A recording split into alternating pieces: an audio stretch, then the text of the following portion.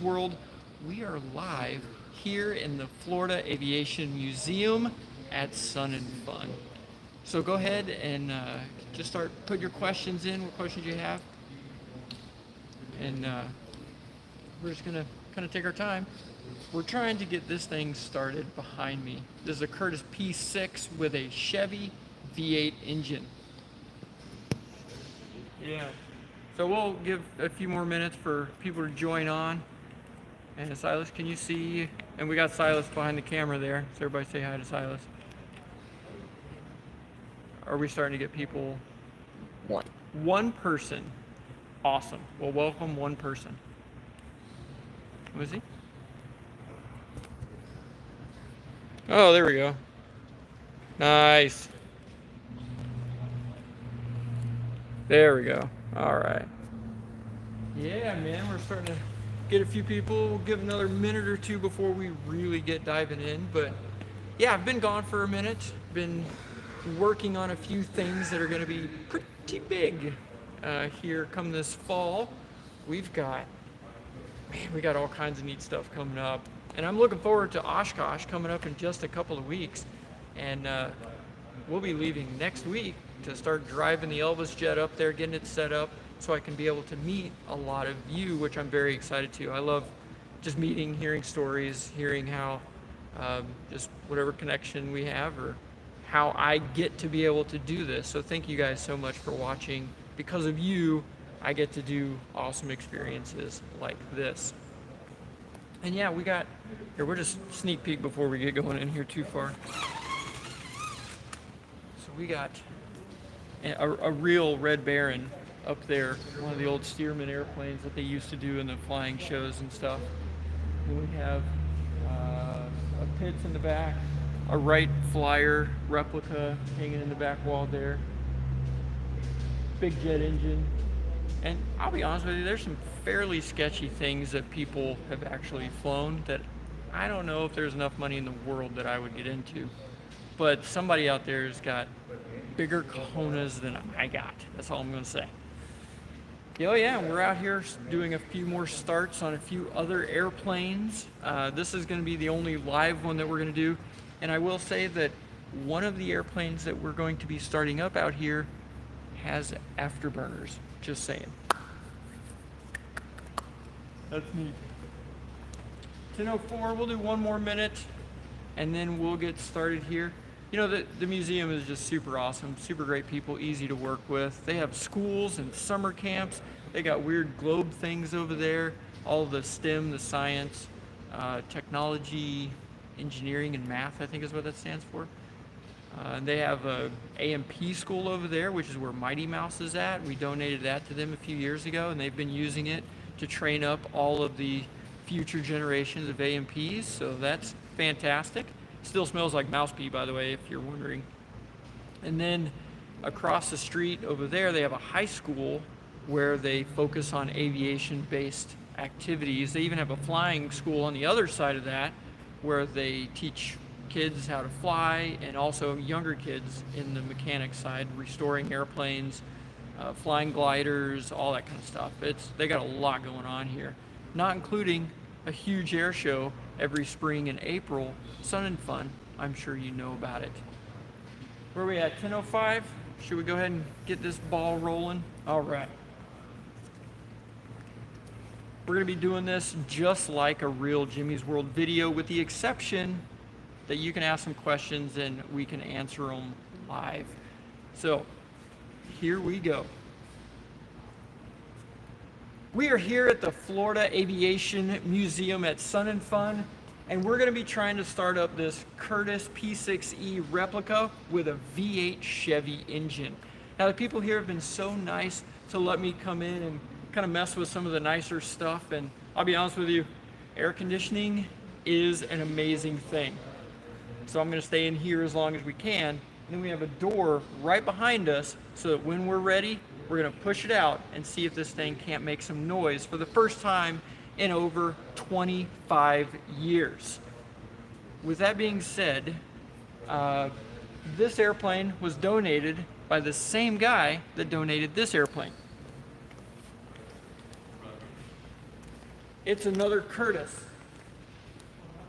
So this one was donated by the same guy, Mr. Garcia, and he said, hey guys, and he's an airplane fanatic, has several other airplanes, and he has a very, very beautiful stagger wing, so I've seen a picture of it, gorgeous. He donated this one. They had this one in the barn as well, donated that one. And what makes this one so special, we'll come on back over, it's powered by a Chevy small block engine, not just any small block, but a 383 stroker. And we'll get into that whenever we crack the hood on this thing. But real quick, I'm gonna pull up the Wikipedia and tell you a little bit about the Curtiss P6. And if it's on the internet, you know you can believe it. So the Curtiss Airplane and Motor Company, which became Curtiss-Wright, they supplied the Air Corps, it was before the Air Force, the Army Air Corps, with P6s beginning in 1929, and it was a fast airplane. So compared to the Stearman, which is what they were using as trainers, this was never meant to be a trainer. This was a fighter for World War II.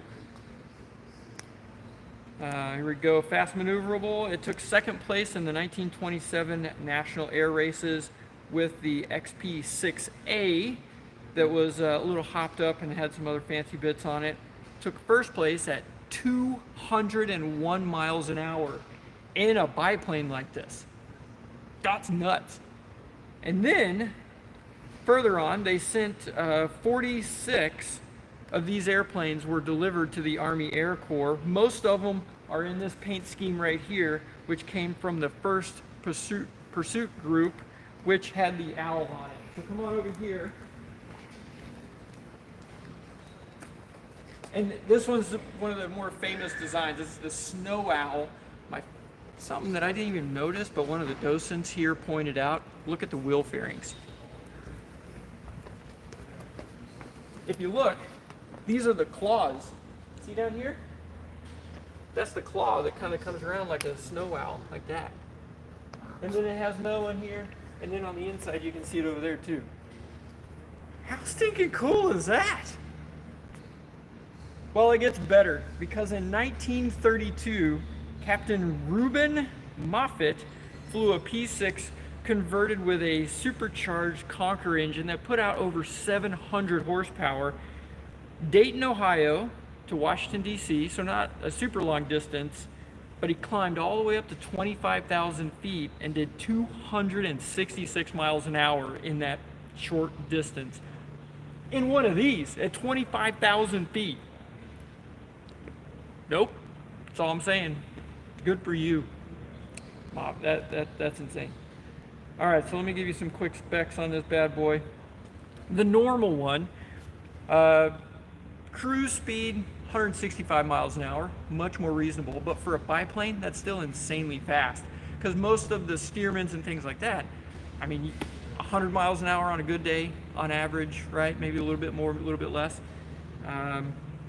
250 mile range on it, not that far. Service ceiling, they listed it at 23,900, but that other dude showed it could definitely go up to that. Higher, rate of climb at 2,400 feet a minute, which is insanity. That's a lot. The normal, like 172, you're talking like 800 feet a minute climb rate. Even a high performance Lance Air or something, 1,500 feet a minute, your twin, stuff like this. This thing was 2,480 feet a minute, and that is why it was a fighter.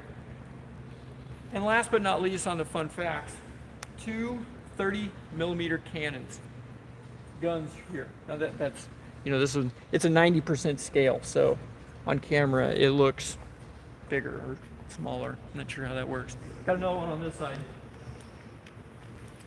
Yes. And if you're noticing these up here, these are functional. Yeah. There's 12 little exhaust ports on each side. I don't know exactly. I mean, it's a manifold. You see the two exhausts coming there, and then the one out there on a small block, and then it goes to a manifold. It's going to be really interesting to hear what this thing sounds like. And I'm kind of hoping for some flames at some point. That's what I'm hoping. Let's get into this thing, shall we? Okay, first we're looking around this thing. We're just kind of checking it out, seeing what we're dealing with here. And they did have to take the wings off of it when they brought it down here. So I don't know if any of this is actually connected or not. Oh, hey, look at that. So those are, well, that's good. Okay, those are connected. Is the elevator connected? Oh gosh, it is. Oh, cool. That stuff's connected. We'll get this out of here. We're gonna need this soon. There. Fabric airplane and fabric back here. A little bit of metal right here. With fabric everywhere else on this. Kind of your standard biplane setup. Whoever built this did a really nice job. It's a nice airplane. All right. Come on in and take a look inside the cockpit here. Do that. Got your standard gauges, airspeed, altimeter, vertical speed, RPM of the engine. Oh, that's really interesting. It only goes to 3,000, which makes sense for an airplane engine, but not for a car engine. Wait, what? Because an airplane engine, you only want to spin this thing at 27 to 3,000 RPM, or else the tips of the propeller blade go supersonic and they no longer create lift. Kind of like a boat cavitating, it just goes too fast. I am noticing that this is a lot lower on the engine, and normally the V8 conversions or automotive conversions have a gearbox, so the propeller would sit up here because it would come off of the crankshaft, go into a gearbox to reduce the propeller speed to be up here, but this is really low. I wonder if there's no gearbox on this and this is bolted directly to the crank of that Chevy small block engine. Interesting. Okay. And now, for those of you that don't know, if you're under the age of 50, right, you probably, well, maybe 45, because I'm 46 and I know this, I'm a car guy. If you're under the age of 45, you may not know about the 383 stroker. It's basically the best combination of small block Chevy you can possibly have. You have the iconic small block 350 that was in everything. It started out as 265 cubic inches way back in like 55, 56, and then it went all the way up to 400 cubic inches in the trucks in the late 70s and the 80s. I think they had some of them. And what they did was they took the 400 cubic inch Chevy crankshaft, pistons and rods, and put that into the 350 block and use different heads that float a little better and things. And they would take that normal kind of small block Chevy engine that you could get parts at 7-Eleven and made it probably the best Chevy V8 before the LS series came out.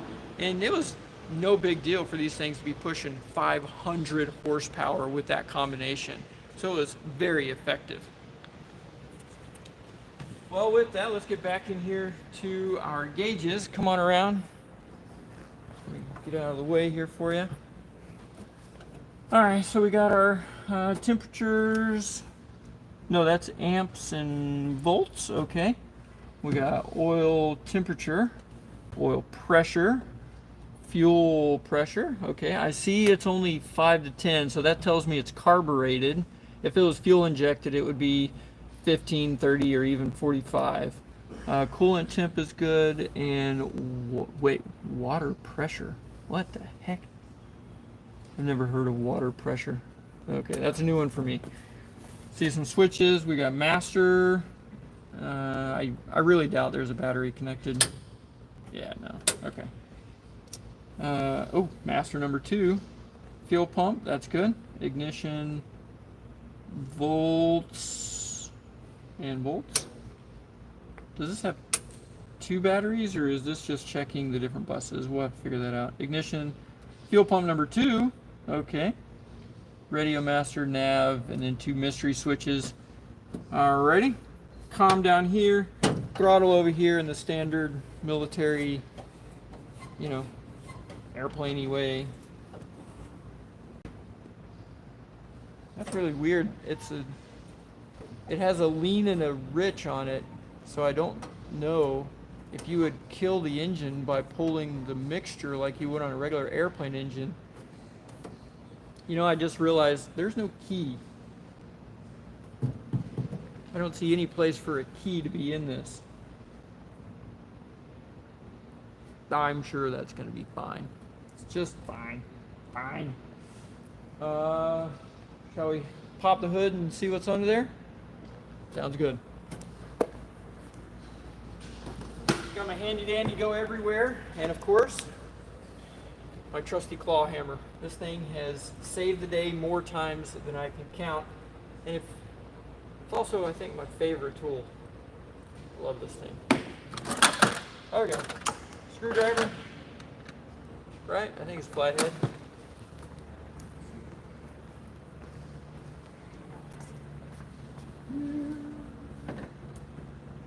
Not that one. Oh, yeah, there we go. Quarter turns.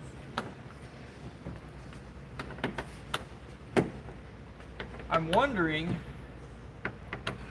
if this has a dry sump oil system on it, because normally a small block Chevy comes back and then there's the oil pan down here. So because there's not really much of anything going on down there, I'm wondering if it is a dry sump system, which would make sense so that you could fly and do, you know, rollover and all that stuff. Because a wet sump, the oil is down there and it has to be that, you know, right side up for the oil to pick up and go and lubricate the engine. But race cars, airplanes, things that have a lot of G-forces on them use a dry sump system. So that means that it just has a canister that it sucks oil from that and pushes it through, and then it pushes it back into that canister, and the whole system is closed. So it would make sense. And oh man, they're on the top. I'm gonna have to grab my little step stool. I'm not quite tall enough.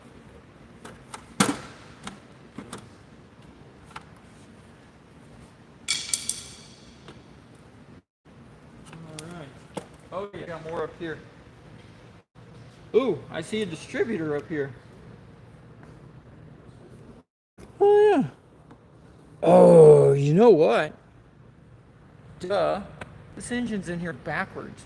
This is back of the engine, because the distributor on a Chevy's in the back, not the front like on a Ford. And that would make sense, because this normally would be where the flywheel or the transmission would go on a normal engine. So they put the propeller on it, which kind of makes sense. And then the way it turns, yeah, that makes sense. It turns this way. Normally the crank would go that way. And we have an opening up here. Okay. Can we do some revealing here? Let's see. Parts are falling off already. Oh man. Lots of parts are falling off.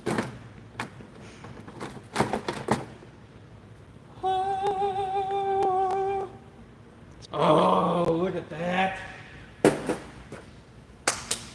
We have quintessential small block Chevy. The 2 close exhaust ports in the middle, one's on the outside, your little plugs here. Now, an airplane normally has 2 sets of spark plugs. I'm only seeing 1. I have seen some racing heads that'll have 2 spark plugs next to each other.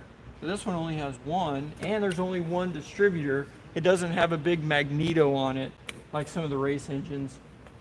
But there's your flywheel right there. And the starter motor is here. A little crusty inside there. Okay. Yeah, see, these are real. Oh, it's connected here too. So it can even the pressure out between the 2 sides of the engine, kind of like a cross pipe on your exhaust. So it evens that pressure out. Okay, wow. Got your sweet K&N air filter. That is not on there at all. Looks like a single pump Holley carburetor. You can tell if it's a single or a dual because of this plate right here, and I'm blanking on the name of it off the top of my head, but it has an accelerator pump on both sides. And oh no, wait, this is a double pump. These are the blocks right here that will have the accelerator pump, I think. Yeah, I feel it on the back side there, and that's it. Yep, on the bottom there. Nope. Nope, I'm just kidding. It's a single pump. So right here, if you look, see if I can grab my flashlight. Right down there, where all the spider webs are, that thing underneath, go down lower. Lower, keep going, further down. Put people right in the middle of the engine. Those 4 little screws, that's the accelerator pump right there. And if it was a double pumper, what they call it, it would have that same thing on the other side, but it doesn't. Which is fine, honestly. For 3,000 RPM, it's used just for whenever you hit the gas and you need that squirt of fuel to come in there. So you're not going to be doing a lot of hard hammering, you know, throttle movers. So this should be fine. Should be fine. All right. Wow. Oh wait, there is. Oh, it has dual coils on it. So if we can see the red in the back there, let me see if I can throw my flashlight on again. Now, let's see. Yep, there's your dual coils right there. 2 red boxes, because I saw the 2 plugs right here. Look on the other side of that carburetor right there.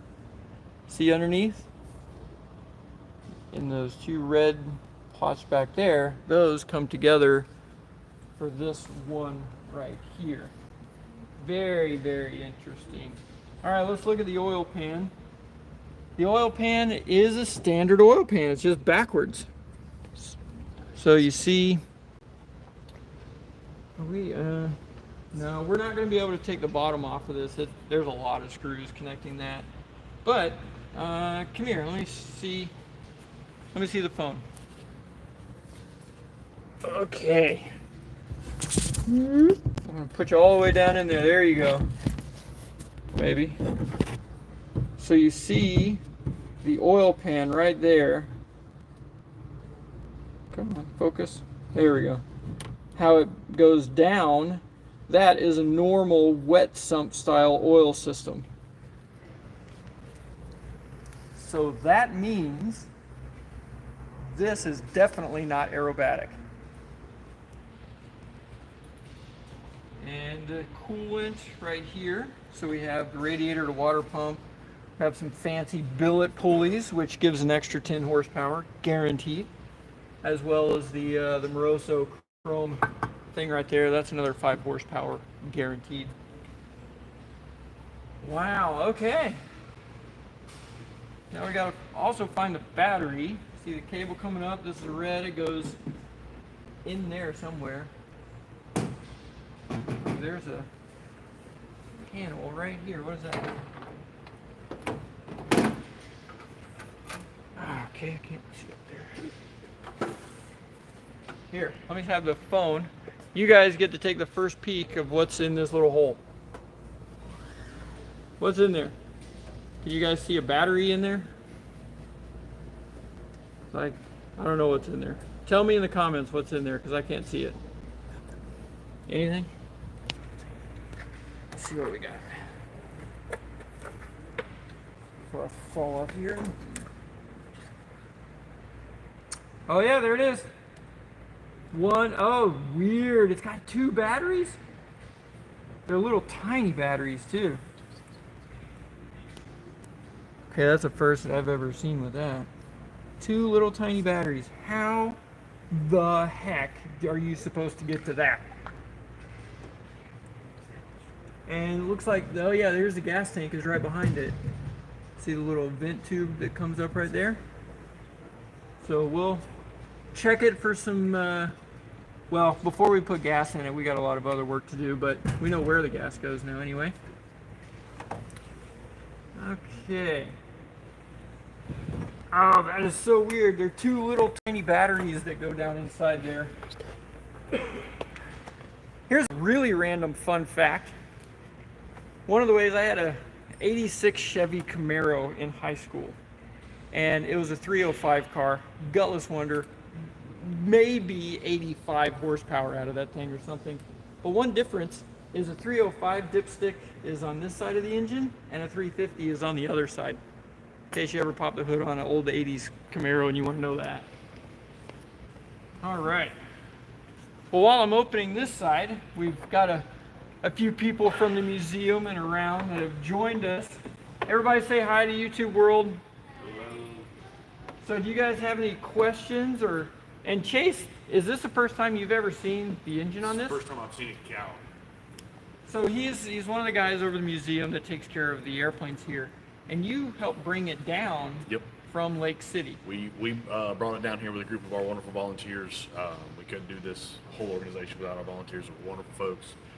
We went up there with a team and retrieved it, but due to scheduling and meetings and stuff like that, I was only able to drive the trailer down. So I didn't get to see the take apart and put together stuff like that. So I haven't seen what's... So you've never even seen... Oh, no. Oh, no, cool. I okay. didn't know any of that. Well, now that...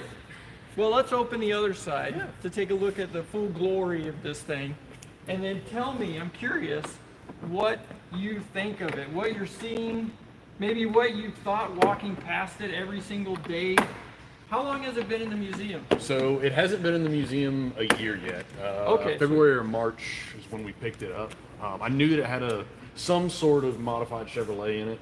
I wasn't expecting Edelbrock heads and Moroso overflows and all that fun car guy stuff that where most of us airplane guys started. Just tinkering with the cars in the backyard. That's right. Whatever our parents and grandparents let us play with. So it's super cool. And then obviously seeing it on an airplane, right? Yeah, that's kind of my favorite part. You know, I've often wondered, because when I got into the airplane world, I'm dumbfounded by the antiquated technology. Mm-hmm. If it's not broke. I know, but it kind of is. Is it though? It is. Because you think of power to weight and reliability, right? Yep.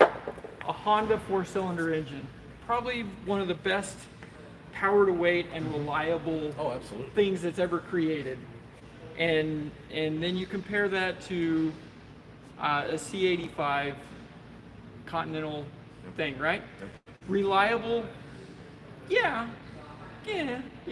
sure. But it still uses magnetos, which there's a case to be made for that, because if you lose all of your electrical system, you go that. But guess what?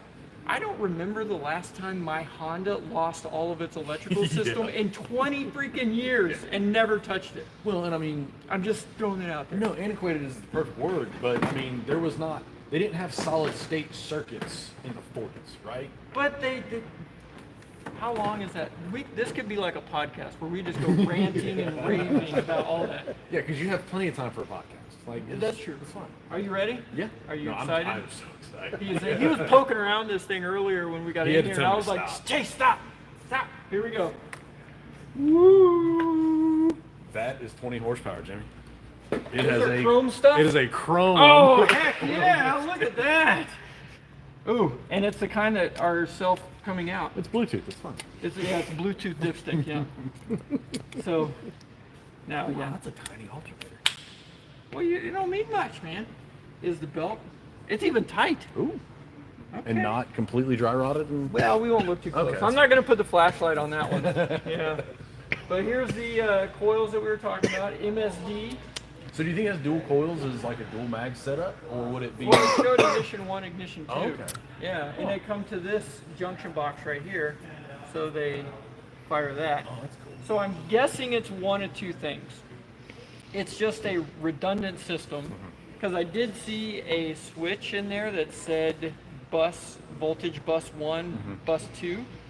So you either have both buses on, so your everything's like a dual mag type setup, which would make more sense, or it's off and you maybe test it on your run up or something. I don't know. And then if it dies, you're like, oh, it got quiet in here. And then you flip the other switch on. Your air conditioning turned off? Yes. Yeah. Air conditioning turned off, started to sweat. Don't look too close. That's Oh, it's, EGT. yeah, Cylinder head turns. yep, yeah, cylinder, yeah.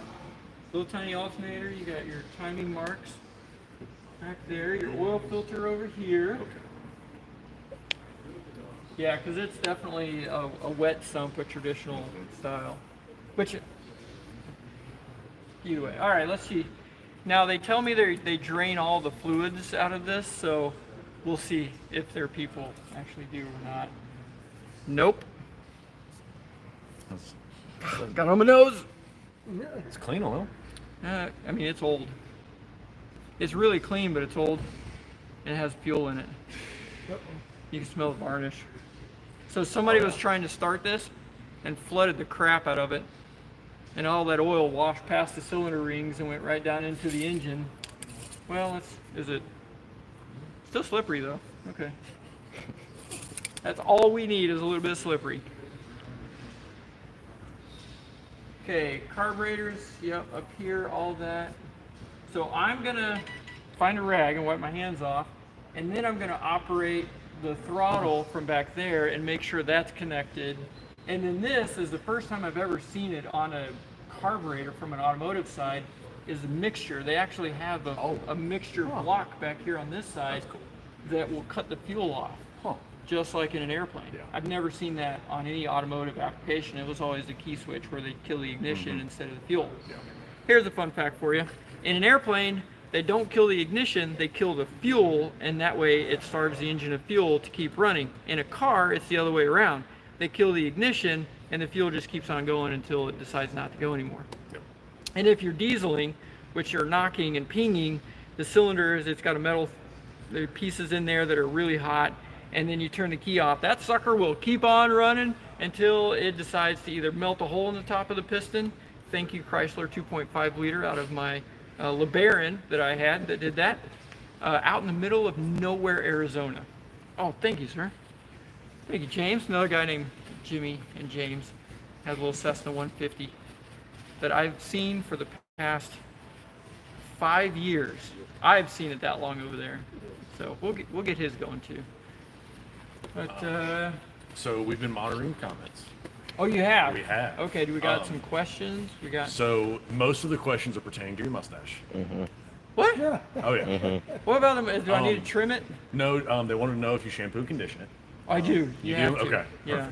Perfect. And then we've also got I just noticed I got one gray right dead one in the gray, middle. just one. Well, in the mustache. That's new. I got a few grays here, but one right there. And I'm tempted to pluck it, but I'm afraid.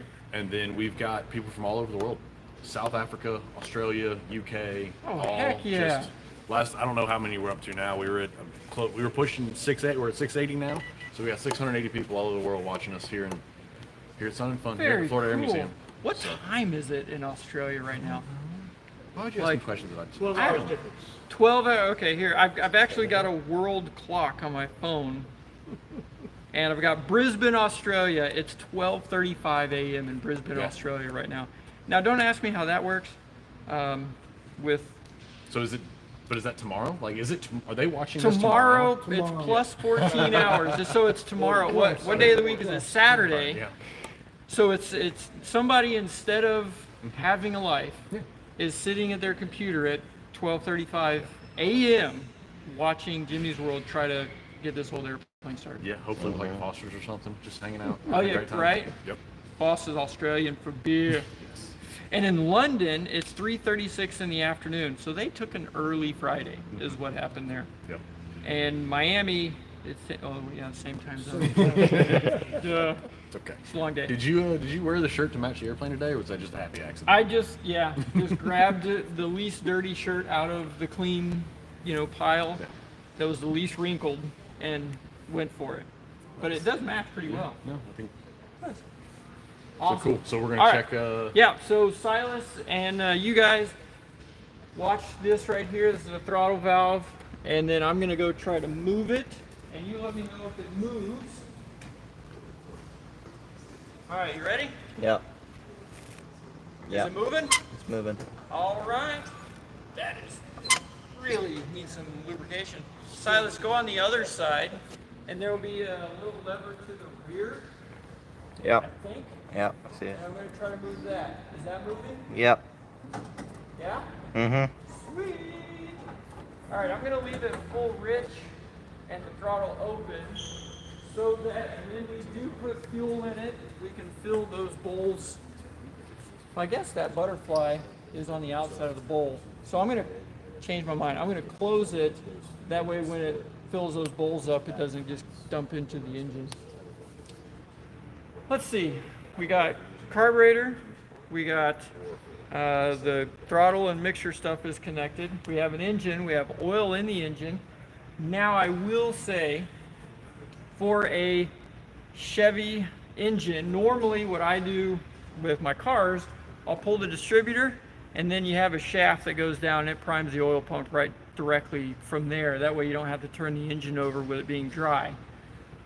But I don't want to mess with all that stuff, and I didn't bring my timing light and everything else to set that distributor back in there correctly. So I think what we're gonna do is pull some spark plugs, because I want to make sure we still have some compression. I'm pretty sure it does. All right, let's give it the old calibrated compression check here. Oh, there's a little bit. Okay, all right. Nope, nothing from that one. Oh, I hear it, but I don't feel it. Oh, there's one. 2 out of 4 so far. Okay, 3 out of 5. Definitely not that one. 3 out of 6. I hear it, but nothing really. And then finally, okay, 3 out of 8 is fine. That's all you need. So yeah, there's not enough compression in it to slow the oil stuff down anyways. So we're gonna just pull some plugs out and then hook a battery up to it. We gotta see what works, what doesn't. We have an electric fuel pump. We got 2 electric fuel pumps, so hopefully one of those will work. It does not have an electric oil pump, a primer pump, so that's a bummer. And then we'll need to see if the starter is gonna work. And then, I'll be honest with you, the thing I'm most afraid of is the fuel. Because I don't know where there's rubber connections, and if this thing has been sitting for 25, 30 years, it's very likely that any of those rubber connections are completely rotted out, dry rotted, possibly leaking. So we'll put a splash of fuel in it and then turn it on to see if we get any fuel pressure and how bad it leaks. And if it's not too bad, then we'll go ahead and put the beans to it and send it. If it is too bad, we'll just call the fire department, because we're at Lakeland. They have a big fire department here to come over. Yeah, and ironically, we did that once before starting the MiG-15 up that we got in Alabama or Mississippi, somewhere Mississippi, and it nothing. It was like you flipped the light switch on, it just went started making heat, never even smoked. And then the one airplane that we thought was going to be fine was a T-6. That sucker caught on fire. No fire extinguisher within 200 yards of that thing. So that was a lesson. That was fun. Well, I need to go get a 5/8 spark plug socket, because that's definitely not a socket that I had in my airplane kit. And I wasn't sure which size it would be. So while somebody goes and gets my toolkit from my car, Silas, I'll hold the camera now. There, see, bye Silas, go tool runner guy. That's awesome. Here, see, can I go selfie mode at the same time? Look at that. All right, so we got thermostat, the bolt. Hang on, we got some comments coming in here. Bolt from the thermostat housing might be a problem. Okay, let's see. Let's look here. The thermostat housing is right there. Not sure. It looks okay. Is that what you were talking about there? Let's see. Go back to comments. Here we go.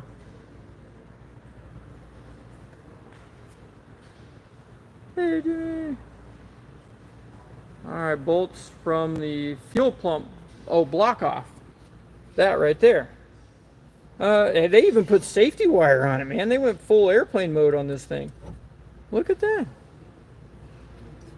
Nice. And MiG-15 from the Mississippi. Texan goes, yeah, no kidding. Let's see, possibly go wrong from Germany. What's up, Germany? Fire it up inside. You know, I secretly asked them about that because it's air conditioned, and they were like, well, it's a museum. They kind of frown upon that kind of thing, but I don't know, it's pretty nice in here. Okay, we got a battery over there. Let's go ahead and get a battery. Let's figure out how the heck we're gonna thread the jumper cables into that little thing and connect both battery connections. So let's grab our battery here. Slide this out of the way so we don't step on that. Econocraft, nothing but the best. All right.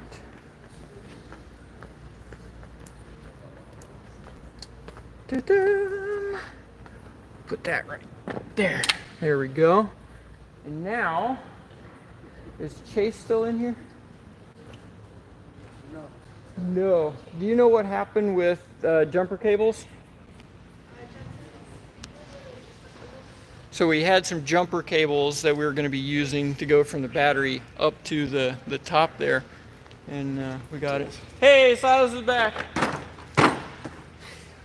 Good job. All right. Give him the camera back while we get some spark plugs out. Okay. Bam.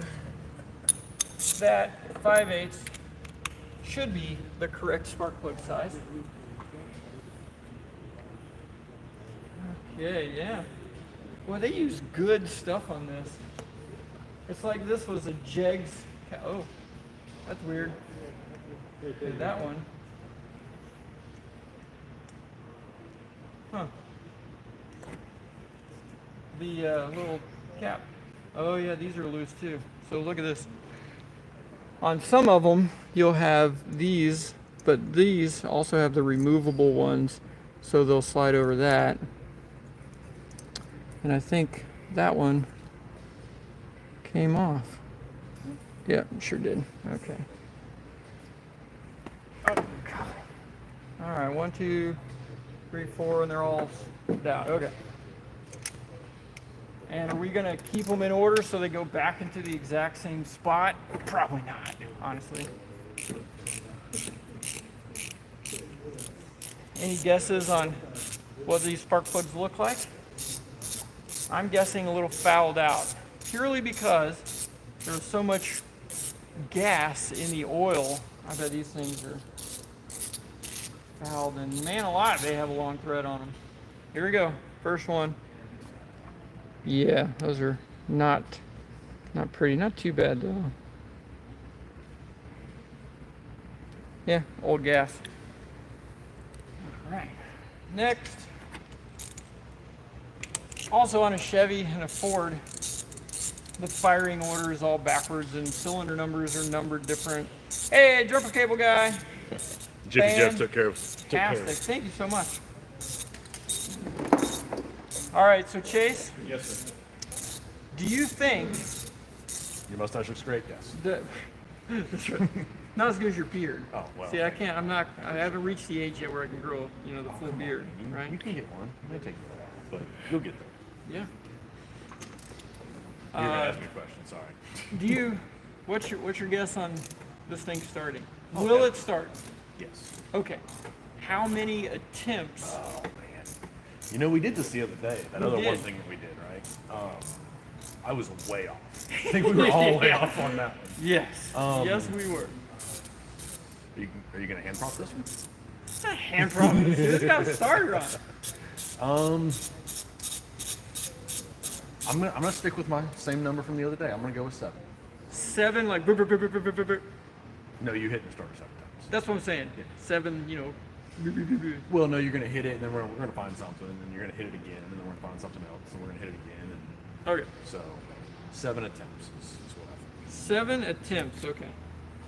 It's not terribly bad. It's just Ooh, I haven't seen an Excel spark plug in a long time. roughly 30 years, I'm guessing. Probably. And I was probably in kindergarten when these got put in. Man, that made me feel really old. Thanks. You're welcome. Appreciate that. Anything I can do to help? Yeah. Yeah, I mean, these aren't too bad. They're a little foul, but I think they're going to be okay. So that one, the threaded section on one on the left, the electrode side. Yeah. See how it's missing the other side. Sorry. Yeah, I know that. Stuck I think in. it was stuck in the deal. Yeah, we saw that. Okay, so this side's out. Let's go to the other side. Pull those out. That. So you guys are getting a behind the scenes. This is real life Jimmy stuff. You see just how exciting it really is. Okay, that's good. Good. I'm making sure no more of those caps come off of this. Good. And good. Sweet. Okay. Alright.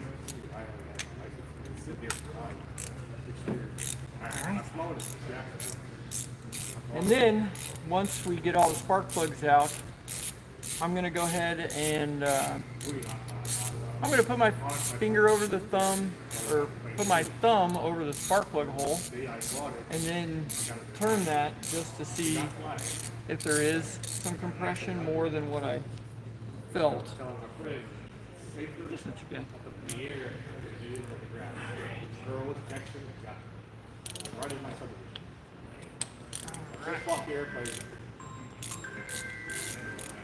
Let's see. Small block Chevy, the 400. Most of them were in trucks, so because they're more torquey, and they had problems with the cylinder walls being too thin, so they weren't real dependable, even though they made a lot of torque. Where the small block 350 Chevy is just a workhorse, man. And to get a 400 or get a 383, you would bore a small block 350 30 thousandths over, and then put the pistons, connecting rods, and crankshaft from a 400 in it. And that would give you the 383 cubic inch. But it would develop right around 500 horsepower with a lot of torque, because it had the longer stroke on the 400 crankshaft, and it's just leverage. So the crankshaft here, let's just, for sake of talking, you had the normal 350 crank was this far, so you had this much pull torque force on the crank to spin it, whereas the 400 was out here. I'm exaggerating it, but you get the sake. So it had longer leverage arm to be able to put more torque on the flywheel to turn it, and in an airplane, that's exactly what you need. The old saying was, horsepower sells cars, torque wins races. 100% true. So then we'll get this spark plug out here. And it's a cast iron block too, which that's a little surprising in an airplane. Normally I would have assumed they would have used an aluminum block, and although that would have been kind of expensive, aluminum blocks, small block, would have been in only just a few cars, maybe a Corvette or something. I don't know what else would have used an aluminum 350. Did any of them? Maybe not. I'm probably wrong. All right, last spark plug, and then so far they all look pretty good though. Yeah, I mean, they're not great, but okay. So grab my. Oh, here's the other fun thing to do. So you take your paper towel like that, and then you shove it in there like that. And then you turn this over to see if it pops out. Ready?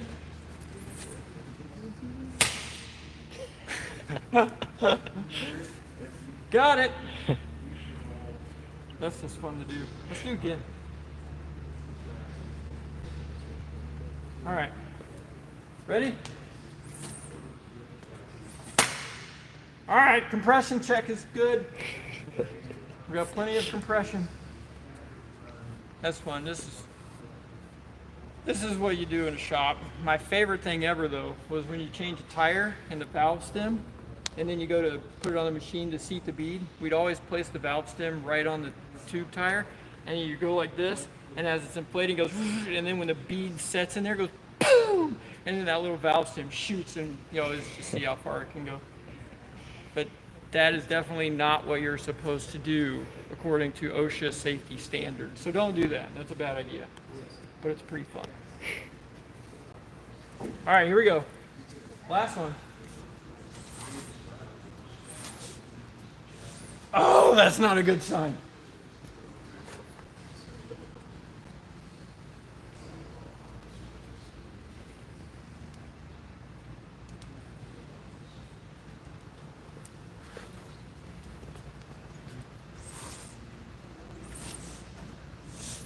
Oh yeah, this one did not pass inspection. Huh, okay. All right, so we got compression on a couple of them. We now need to hook a battery up. So let's go over there and do that. All right. Watch go.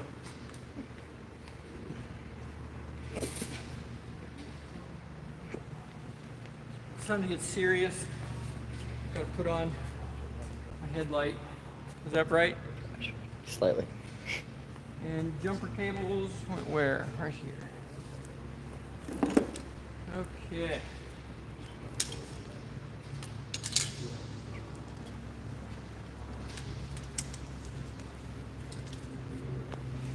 Right. And we'll have spool here.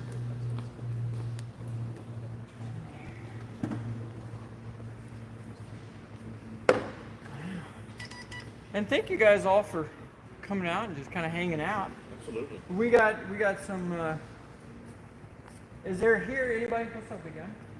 Anybody here that thinks this will not start? Be truthful. Be honest. Okay. Wow. You guys are a very optimistic group of people.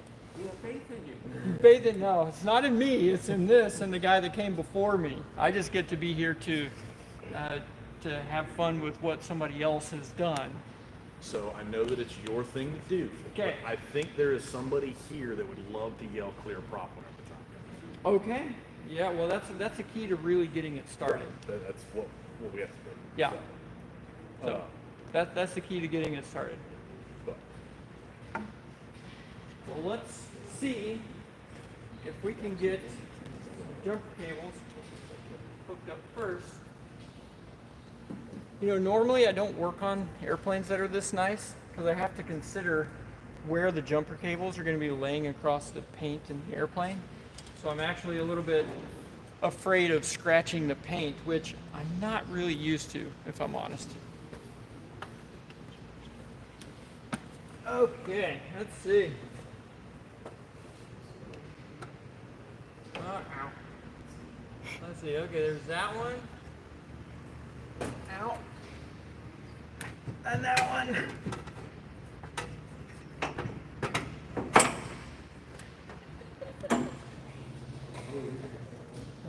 Down there.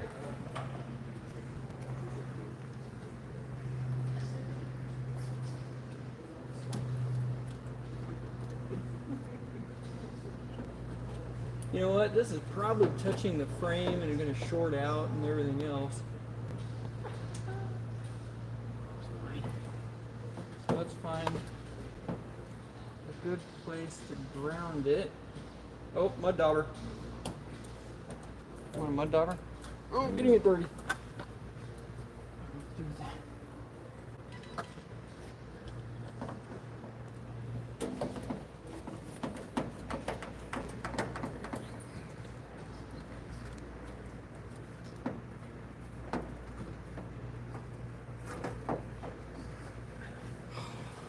There we go.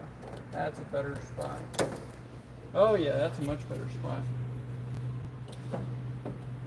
or right there where the ground is.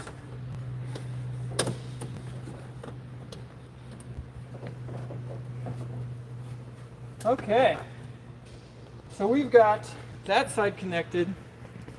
Let me make sure I turned all the switches off because I was messing with them earlier. Okay, everything is off. All right, here we go. Everybody's clear of the props and all that stuff.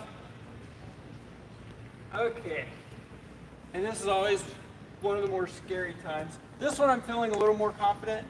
But I'll take and I'll tap the negative side to that just to see how bad it sparks. And if it's a lot of sparks, then I'll stop. If it's not too many sparks, then I'll keep going. It's a very precise process. Okay. No sparks. Okay. I don't know what's going to do this thing. So, all right, Silas, come on over here. And we're going to turn the master switch on and see if it does anything. Okay, you ready? Uh-huh. That gauge came up.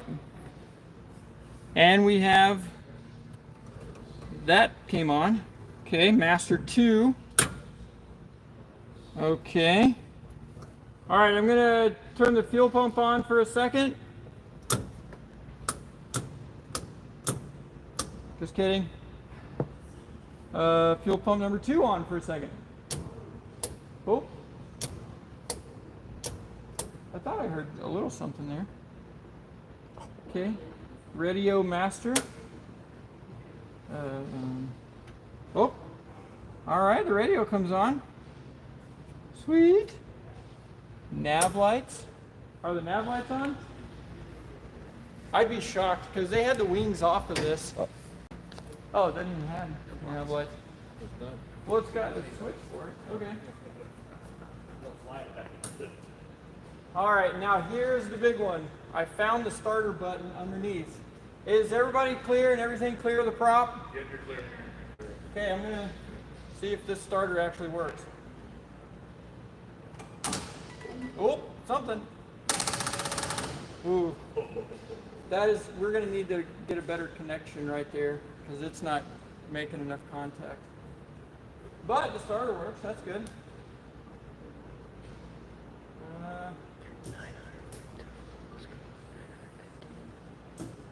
All right, I'm not hearing anything else.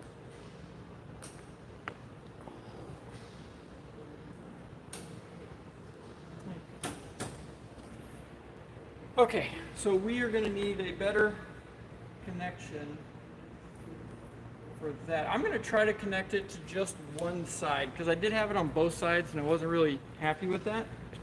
So let me connect it to just one side.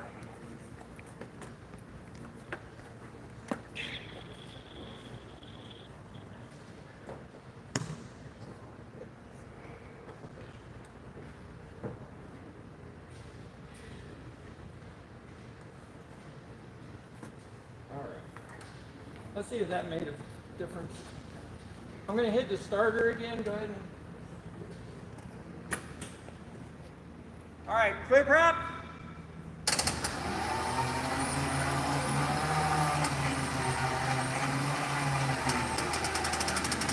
Woo, yeah. It could be my battery too. I was worried about this being a big enough battery for a small block Chevy, so we might have to find some more power. I think I heard some sparks. Really? Well, the ignition was turned off, so I hope there wasn't any sparks. And we'll check that. All right. First, we need a better connection for the battery. And then I think we can move forward.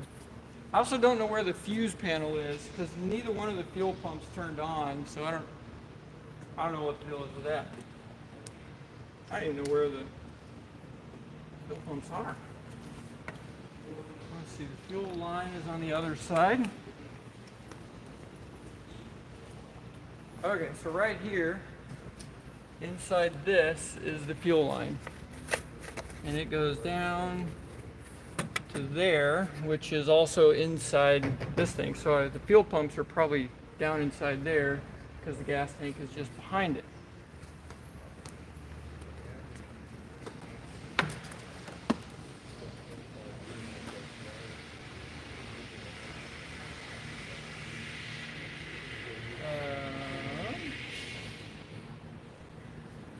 Oh, the fuel pumps are way down the bottom. Yeah, the fuel pump is way down here. Ah, that's what I saw. So we have a gascolator on it right here, which is the sump where it collects fuel. So we'll open that up in a minute.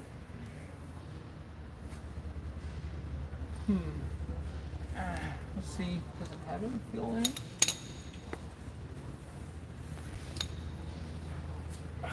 I'm gonna get fuel on my face.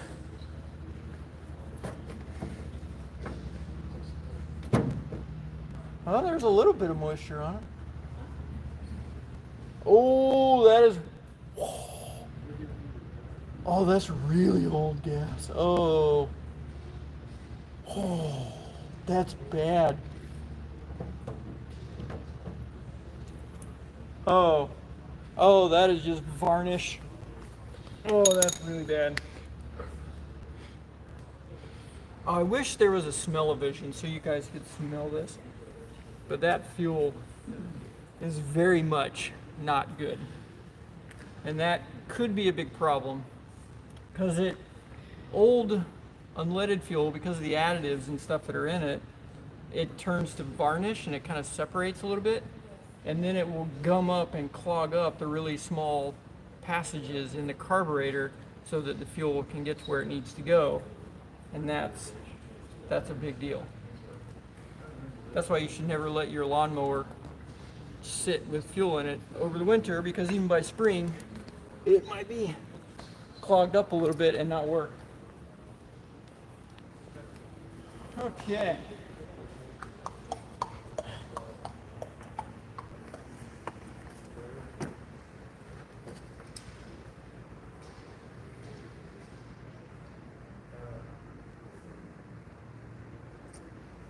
Master 1, Master 2.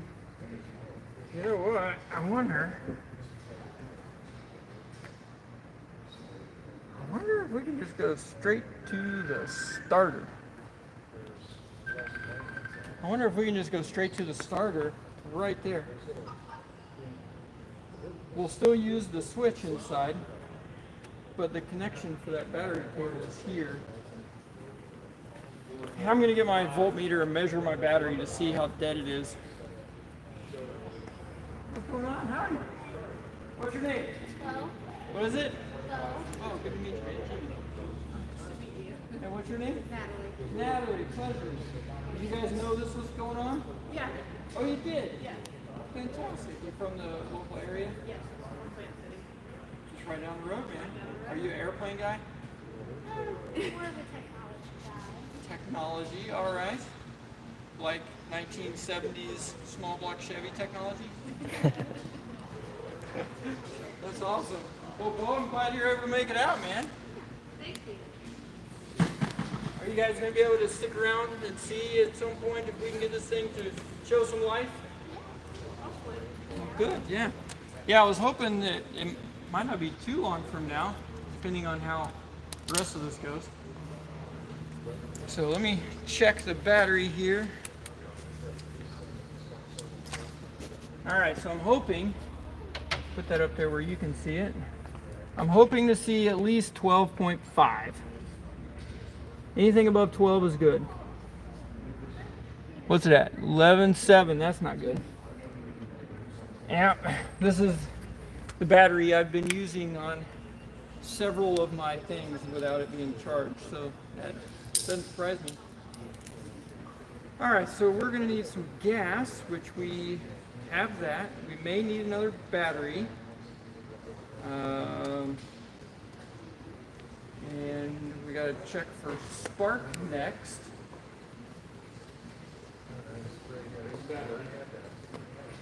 Oh, you got it. Oh, wow. What the heck is that thing? Jump head. Wow, okay. There you go. Should work. We don't. Okay, all right, here, roll it right on over here. We'll put my battery on there and... All right, let's see.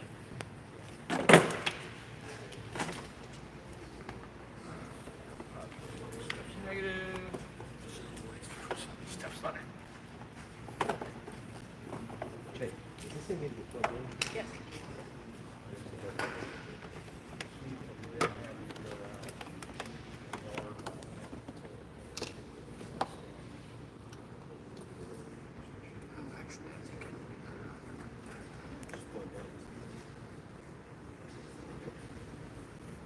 Just had to read this. 11.6. Okay, let's see. You know how to use this thing? Not really. Great. Engine start. I like that.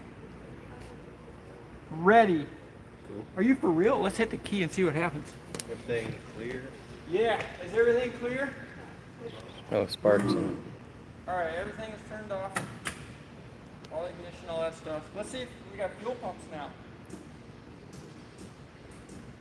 Now. This one? Nope. Okay. Starter clear.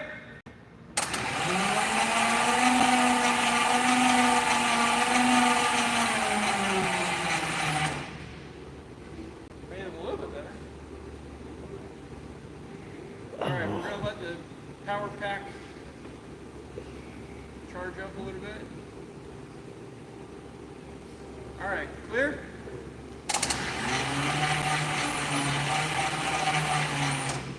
Woo! That is taking a lot of juice. Connected, charging, okay. We got to give it a minute between each attempt here, it looks like.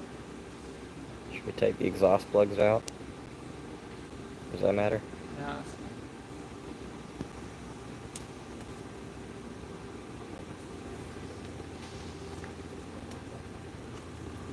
That. I don't think this is going to matter, but it would produce, because the exhaust is trying to get out, so it would kind of stop it. So, I guess that might matter.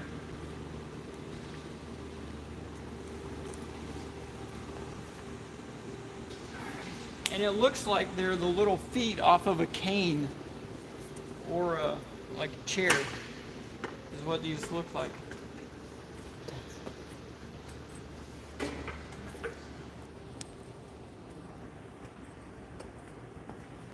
Yeah, check it out.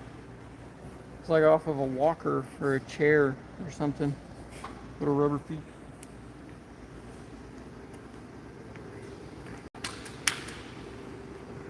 Okay, it's still giving us a countdown.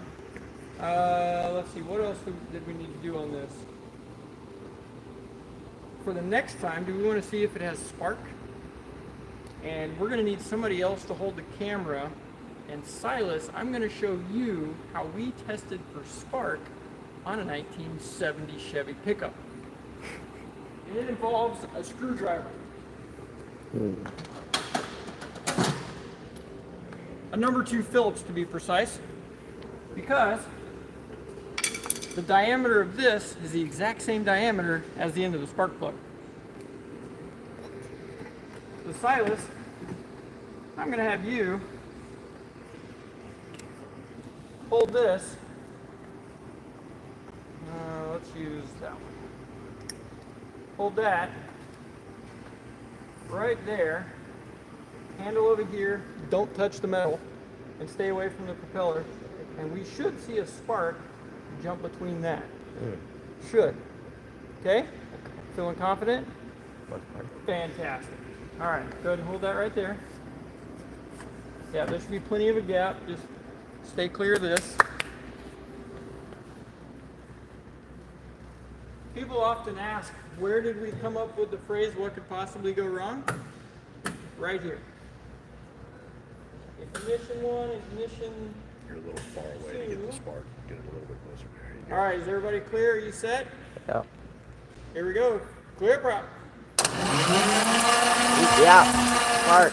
We got lots of spark? All of it. Oh yeah. Yes! Like, That's one of the big things to overcome. All right, Silas, you're good. yeah. Oh, let me turn stuff off now. Okay. That is great. Now, the next thing I want to do, since we got the spark plugs out, we got that out, we're going to use the engine starter, hopefully to prime it if this thing gives us enough juice to do that. To turn it over. And right now, if I'm honest with you, is where I really wish I would have brought over my X-Earth LiPo battery thing, because that is the exact same size as the little spot in there. It's only like this big, 5.5 pounds. Put it on the Lancer, and that thing has a huge amount of juice in it. But no, did I bring that? No. I brought this thing that I've had in the trunk of my car for like 2 years. So, okay, we got spark. Yay! Right now, we need to see. Still don't have any fuel pump, nothing. So that part is. It's not the end of the world, because we could just fill the bowls with fuel, and that'll give us enough to run for, 30 seconds a minute, something like that. So I think we'll just take it one step at a time. Now we need to see if we can get some oil pressure. Check my connections, see just how hot it is. That's not too bad. Whoop, sparks in here. That is hot, by the way. I love metal welding. Yeah, this ain't gonna work. Silas, do me a favor. Never mind. All right, I got it. Yeah, that's not gonna work.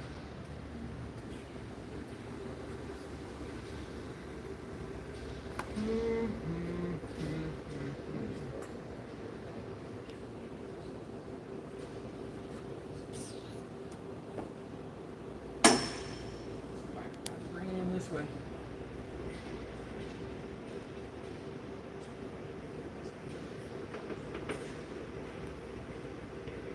Oh, that's what it was. Look at that. See the bare metal on this side of the really thin rubbery stuff? Yep. That just touched the metal here, which gave it a little shock.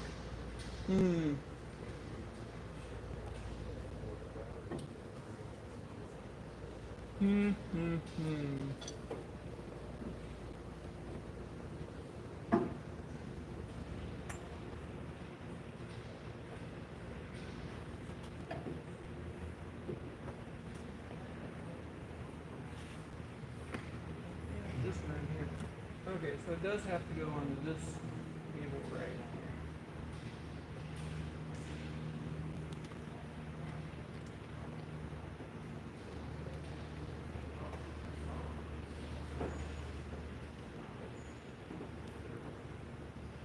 Oh, let's try that.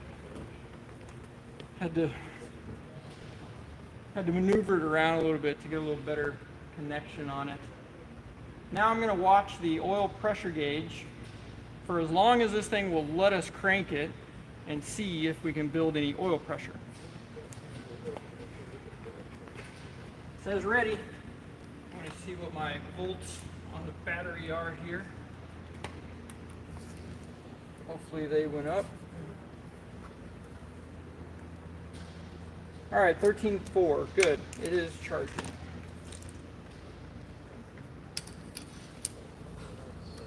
Okay.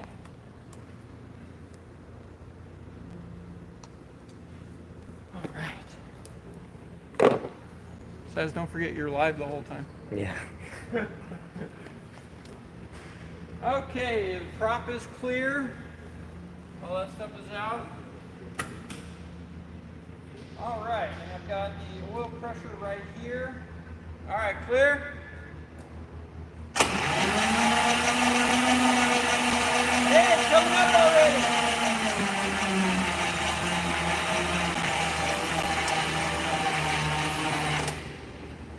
120.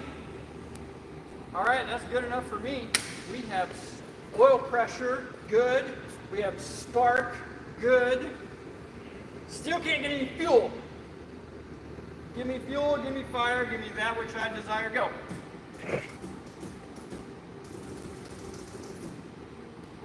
Nothing.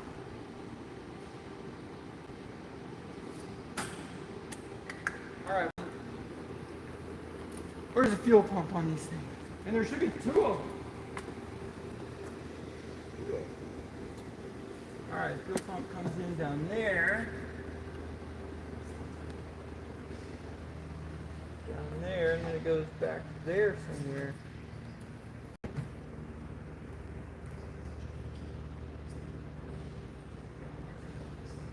Hey, there's a negative battery cable laying down there. Do we have a way to get to that?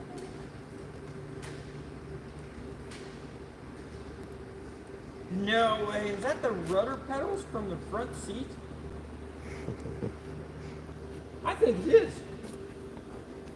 I think he was telling me that under that is supposed to be a front seat, but I was looking and there looks to be rudder pedals right here, and that's the gas tank. So you are literally sitting there holding the gas tank if you're in that front seat. That's not sketchy at all. Well, I think we're gonna have to pull that cover off so I can get under there and see where the fuel pump is, and then there's a negative battery cable laying down here that I don't know what that goes to, and that might be the ground for the fuel pumps. So we got to make sure all that stuff is connected.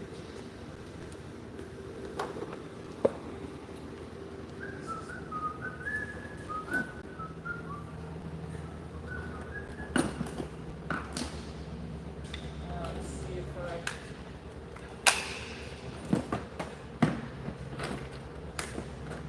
fantastic.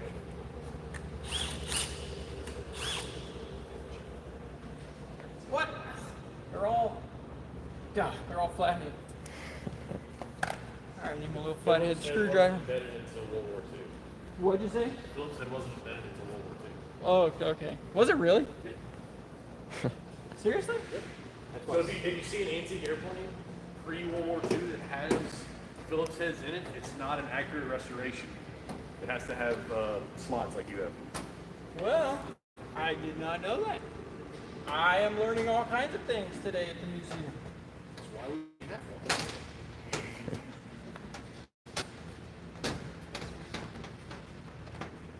Yeah, my hope is that whenever I get this panel off, that inside this will be another seat that I am able to get to the fuel pump and the other things that are underneath.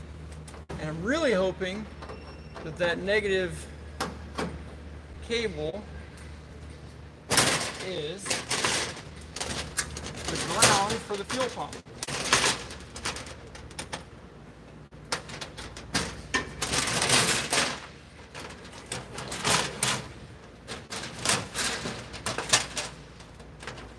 Get off.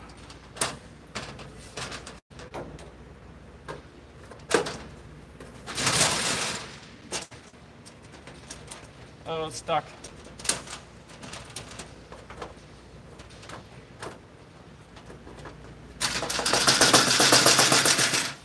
Come on! We'll be right back after these messages. We'll be right back. There we go. See? What you gotta do? Holy crap, there is a seat in there. Hey, found the fuel pumps. Awesome. Here, let me show you where we're looking at in here. Boom. See the fuel pumps right there? That's what we're after. Sweet. All right, here you go. Okay, panel number 1. All right, go to that side and pull that panel off. And then, hopefully, we will be able to get down in there and connect some things. What you don't see with my other videos there's all the stopping and starting of things. So if this was a regular Jimmy's World video, okay, oops, I would have paused it just then until I got the jumper box and got all that hooked up, and then I would have paused it again until I found the fuel pumps, and then I would have paused it again until some other point when something happens. But instead, we're just going this step by step by step. Hey Jimmy, we're 1,000 viewers. Hey, all right. Sweet. Okay, so there's, okay, look, here, go on the other side. I may need to take the camera from you over there. Go ahead and come on over here. We have the camera. All right, so there, back there is the battery cable I saw, and I'm hoping it's connected to the ground for those fuel pumps. And the lever for the fuel is open. There's a fuel pressure regulator up there. Okay, so take that, Silas. Now, I'm just gonna, all right, I'll see you guys in just a second. I gotta go upside down. Hey, that's MSD ignition in here. Cool. Here, let me have the camera. Dude, I was really hoping that it was gonna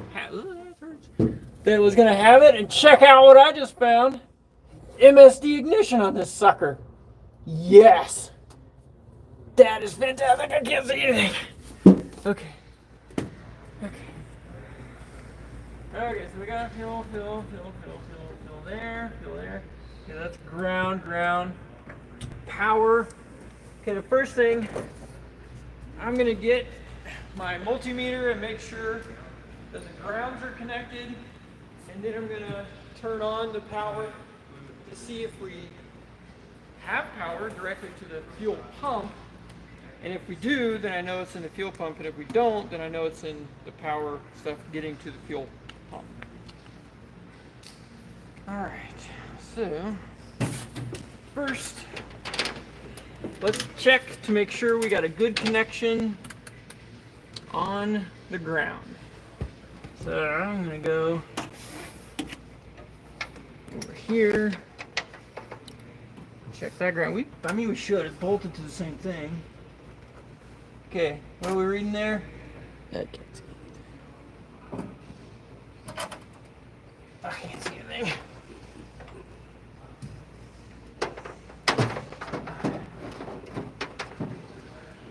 Okay, I'm gonna now. Uh-oh. Fell. Don't let it fall. Okay. Oh, that's a perfect connection to ground. So we know that it's grounded. Okay.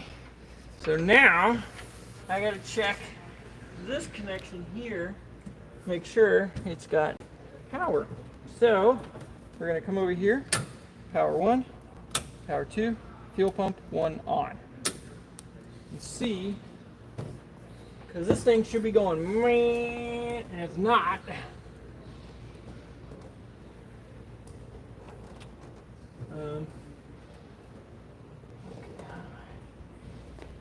Okay, we're gonna do that one. That's fuel pump number 2.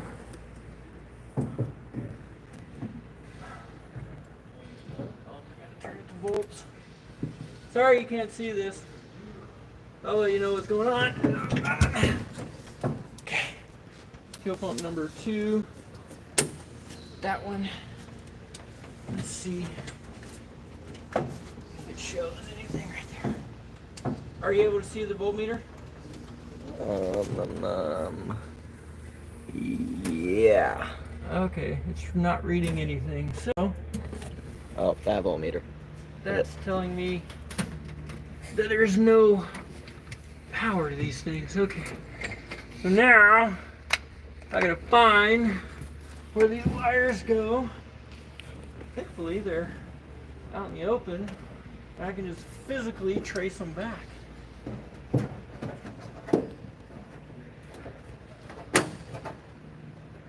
Until it gets right there, and then I don't know where they go. There's a whole bunch of stuff that goes up there. Ah!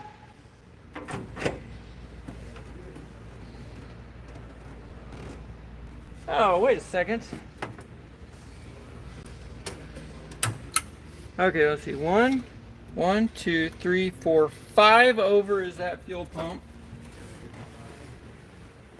1, 2, 3, 4, 5 over is this fuel pump. Okay, so that's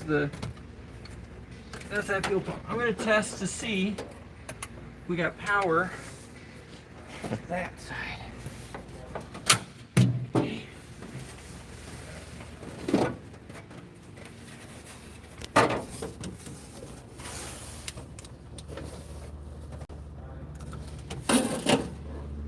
Yeah, we got power to that. Okay, so it's somewhere between here and there. It is not getting power. Then if I come back over here and test that.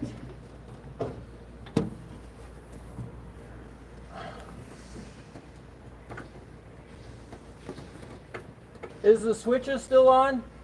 Which switch? The fuel pump switch. Fuel pump 1 is on, and fuel pump 2 is off. Oh, fuel pump 2 is off. Yeah. Oh, the blue one? Yeah. Do you want me to turn it on? Hold on a second. Ha, okay. I messed them up then.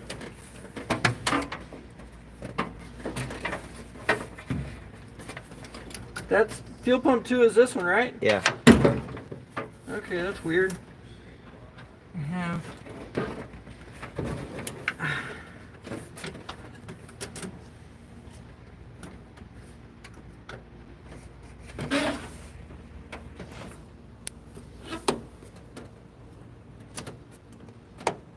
interesting. Alright, go ahead and turn it on. Okay. Yeah, it's got power. But it goes to that and that one. And that goes up there.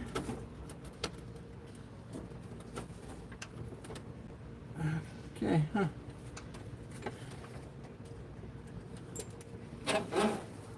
Yeah, it's got power. Okay. You want me to leave it on? Yeah, I'll leave it on. I need to check the fuel pump up here again.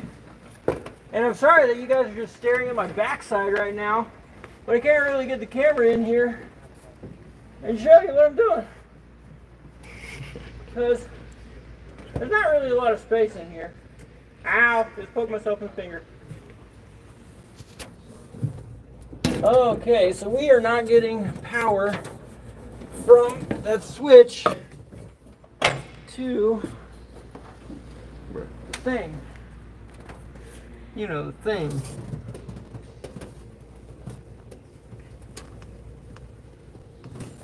It's a negative. Okay, these are all grounds to complete it. Oh, those are not even hooked up. That one is.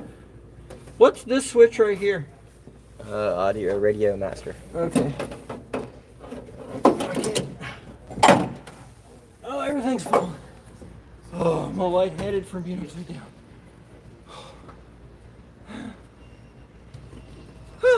Okay. So, worst case scenario, I just run a jumper wire from that switch to the wire, because I don't know where in here it's getting power to there, but it's not making it all the way to there. Ground positive. Yeah. At least that's what I think is happening. So I'm gonna go in for another look and see what we got.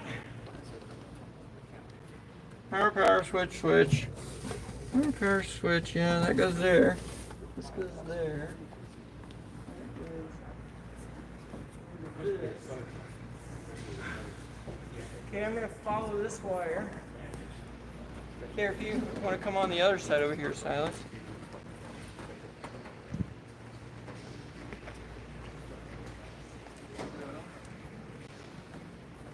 Got quite as awesome. Okay, so we got this wire right here inside. See it wiggling around right there? That wire right there.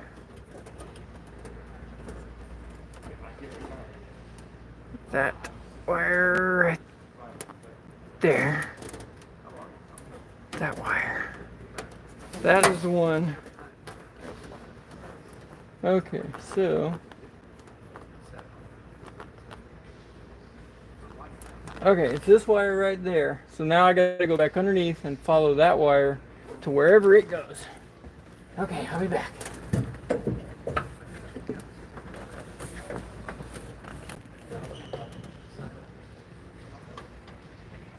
That is not the wire that goes above the light.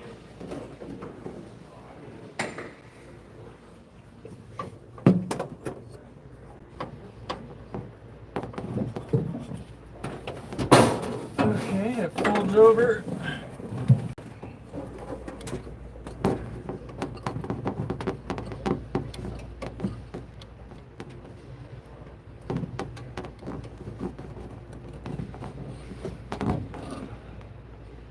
Ow! It goes over there. Okay.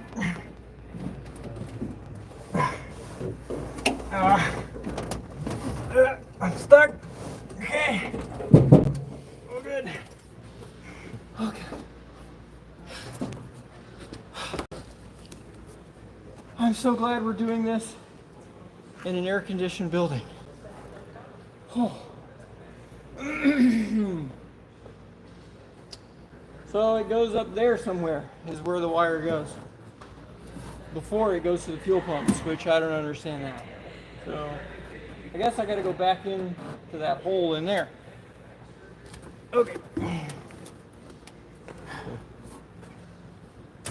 go ahead and turn that stuff off.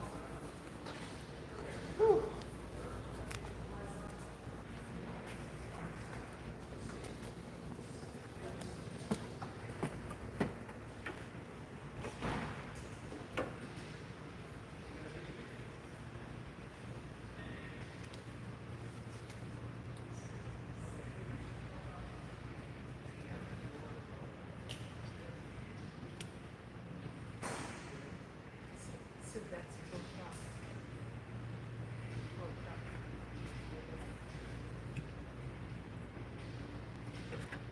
Huh.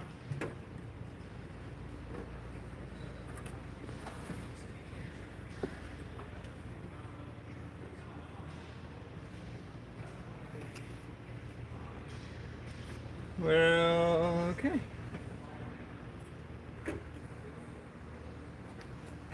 May have ran into our first noggin scratcher because I don't know where that wire went. What I do know is I could just drink water. And this is how these Willet starts goes. Everything will go great and great and great, and there'll be one really kind of dumb little thing that totally stops you in your tracks. Welcome to Jimmy's World. Really welcome to working on anything. That's usually the way it is. A 5-cent washer will stop a $20,000 project. That's just always how it goes. Okay. So I need my little snips to cut some zip ties now so I can trace back. I hope that's going to be okay. Okay. And then I need to trace back a wire to those fuel pumps because it looks like it's just one feed wire that feeds the bus that thing is on. Oh, wait a minute. Bus bus 1, bus 2. I bet that might be why. Because up there, I'm only connected on bus 1. To the bus 1 battery. Yeah. Or the fuel pumps are on bus 2 battery.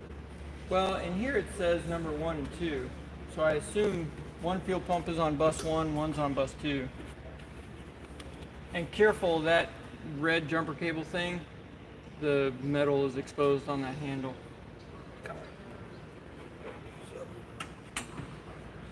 In theory, if I just swap the power over.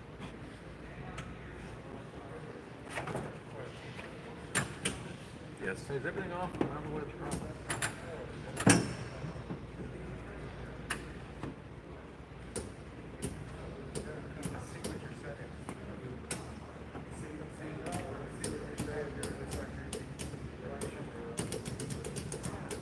Huh. Which wire did you lose through?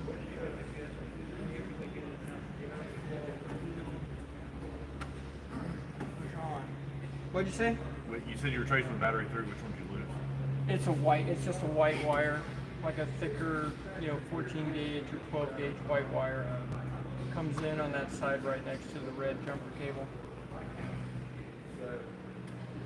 Alright, go ahead and turn all that off. Okay. Well, I'm gonna get my snips and cut some zip ties so I can follow. You want me to swap the jumper cable back to where it was, or just disconnect totally?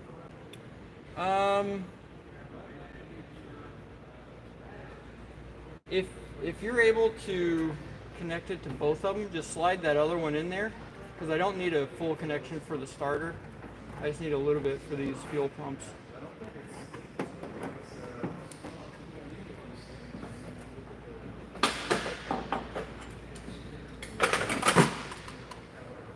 Oh, good. Now I gotta get back upside down in this thing.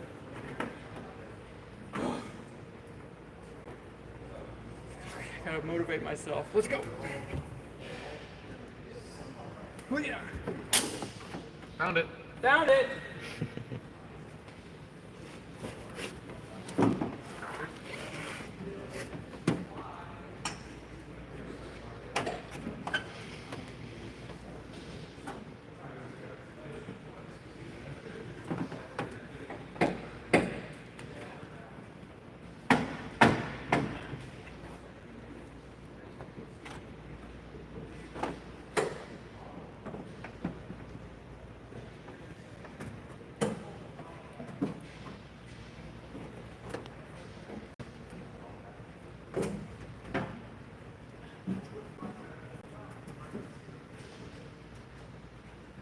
Terminals are connected.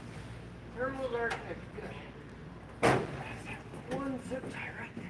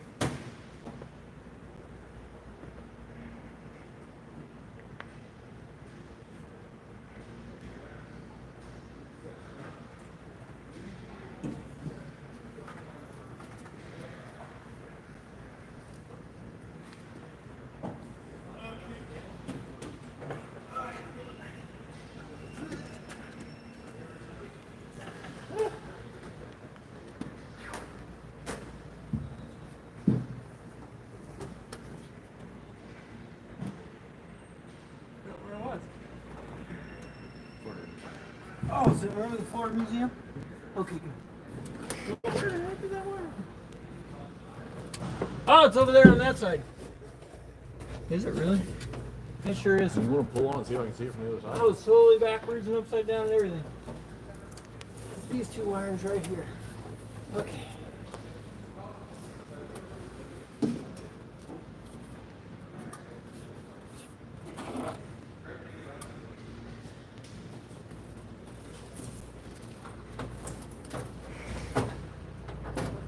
Alright, it's that wire right there.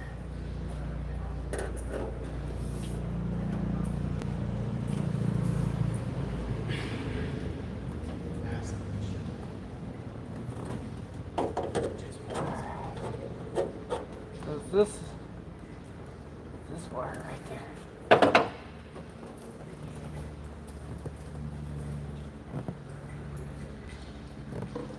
Somewhere. Oh, there it is. Got it. See, the beauty of aviation is all the wires are white, so you always know exactly which wire it is. That wire right there. Okay. Now follow it back this way. That one. Yep. Okay. Good. Follow it. Good.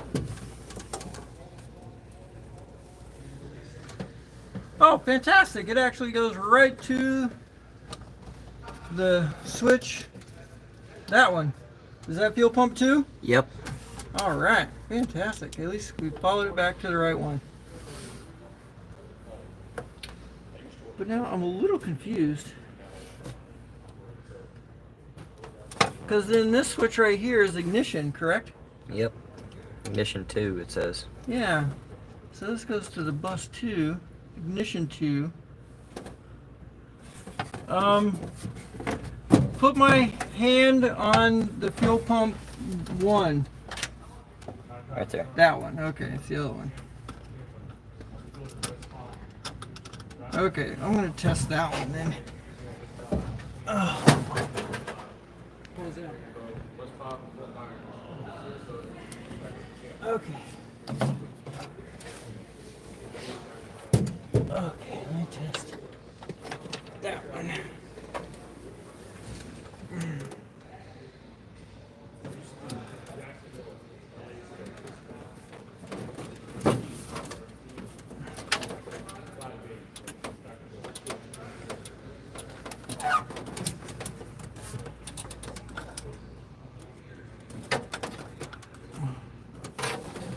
Okay, none.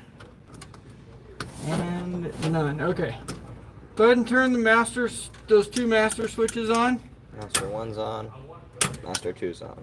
Okay. Pause right there. Okay, we got 12 there. Hang on. Okay, go ahead and flip that fuel pump on. The fuel pump 1? Yeah. On. Turned off. Off. Oh, that's weird. That. Oh. It's not jumping straight through. So.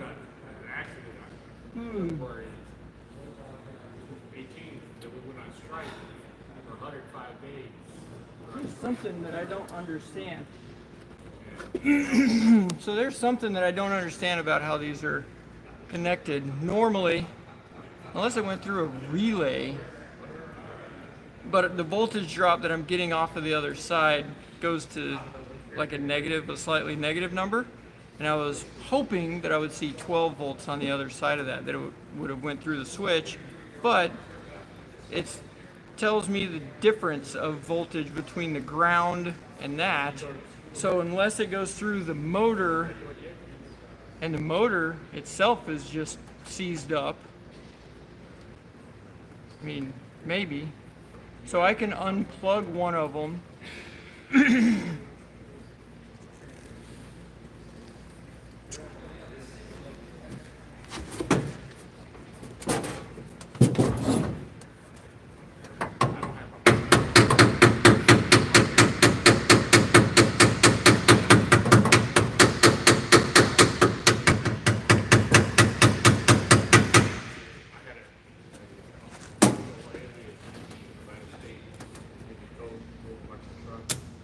I was really hoping that was going to work.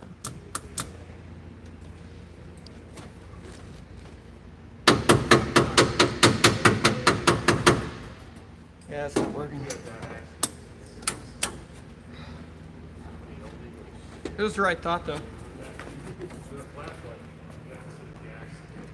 Yeah, because the only thing I can think of is that voltage goes through the motor and it shows the voltage drop of Well, it doesn't show 12 volts. So it shows like -0, which means it's flowing all the way. So there's no voltage drop between negative and what I just tested. And that would tell me that it's in that motor itself.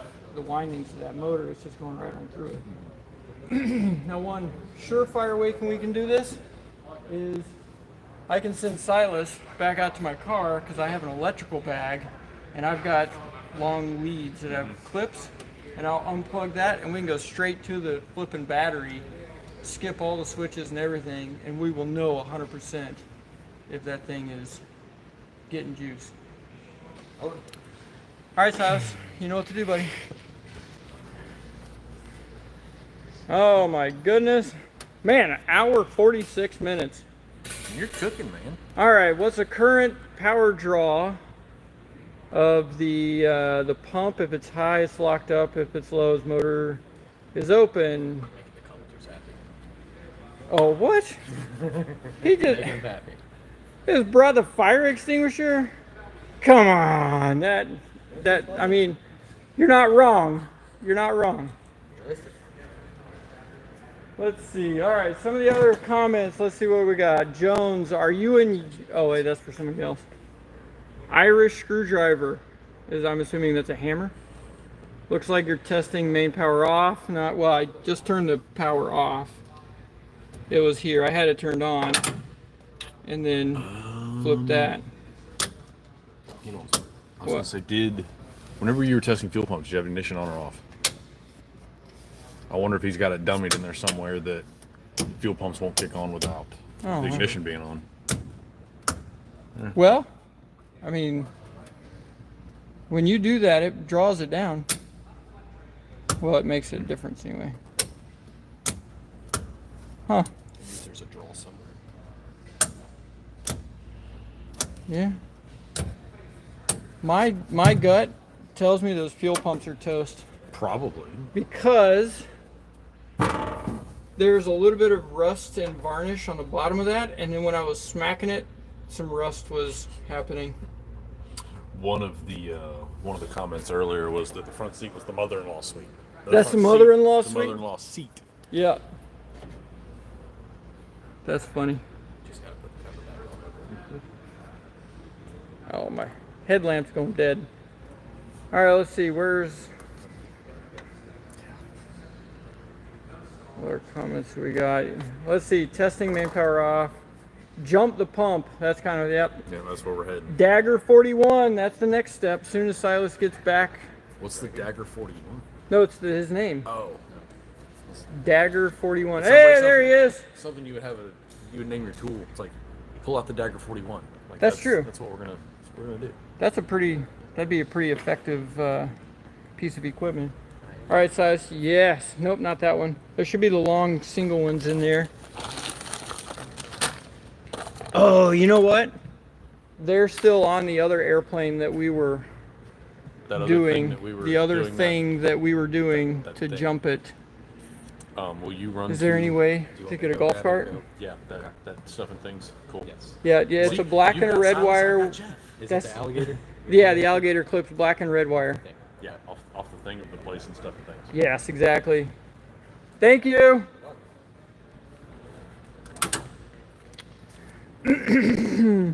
Well, What do you think so far, Jimmy? of what? Of this? I mean, is This- it going as good as you thought it would? Is it going worse than what you thought it would? Is it? I mean, I'm inside of an air-conditioned building right now with nice floors, That we're gonna keep that and way? it's a clean airplane. I'm not dealing with birds' nests, mouse nests, other just dust and typhoid fever kind of things. Yeah. This is pretty awesome. It's cool. This is probably the best place that I could ever do one of these will it start things. What do you guys think? This is a pretty ideal location. Hook a wire straight from the battery to fuel pump. Yep, Tar Heel and patch. That's exactly what we're going to be doing. Let's see. Finally, mock and roll made it to a live. Welcome, welcome. Yep, a whole bunch of comments about hooking it straight there, and that's exactly what we're doing. So we're just waiting for the wire. And pump is locked, sees, yeah. Yep, that's kind of what we're thinking too. How many viewers are we up to?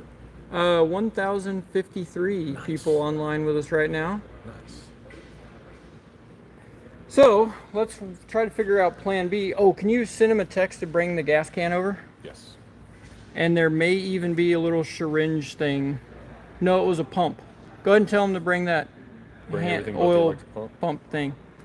So, because worst case scenario, if those pumps are fouled out, what we're going to do is just pull that little plug right there off of the carburetor, and we can fill this bowl directly up from here. It's got one on both sides. So that's exactly what we'll do. And we'll just put gas directly into the carburetor. And we only need a minute or so of run time out of this anyway, and that'll be plenty enough fuel for that. So, tell you what, Silas, here, go ahead and grab camera. What else did you need, Jimmy? There's a little oil can. The little oil can. Yeah, I'm gonna go ahead and just grab a screwdriver and the wrench. We're just gonna pop these off and get it going straight from there. We're tired of fooling around with all this.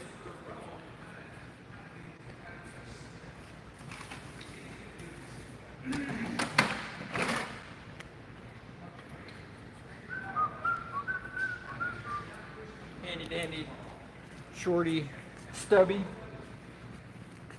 All right, what size wrench is that? 9/16? Is that anybody's guess?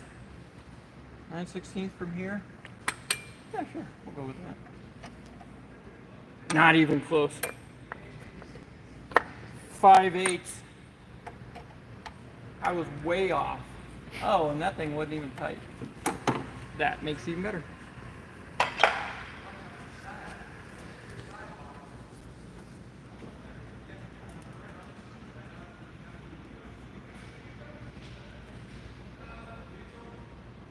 Oh, yeah. Oh, just take a smell of that. Can you smell it from there? They can smell it. Oh.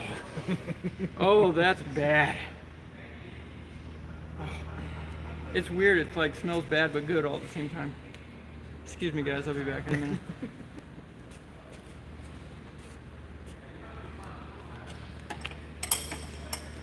Now, something I didn't think about until just now is these things like to backfire. Although with the MSD box on there, it'll probably have so much spark that it's just going to be like, and you just go for it. No, that spark, whenever he tested it, it was arcing through the rubber. Oh, good. Yeah. There's plenty of spark. Even better. You think there's enough spark for it to spit flames? Oh yeah. I mean, if it's going to, that MSD box will do it. Those are my favorite thing. No. Huh. How hard is it to pull this top cowl off? That. And that one?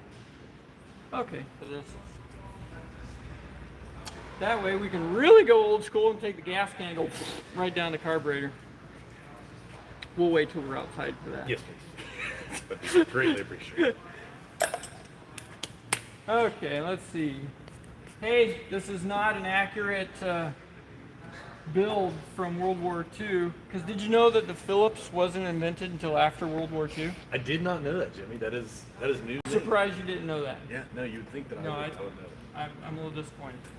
It's fine. I'm usually a disappointment, Jimmy. It's okay. Oh, goodness. Yeah, I didn't know that.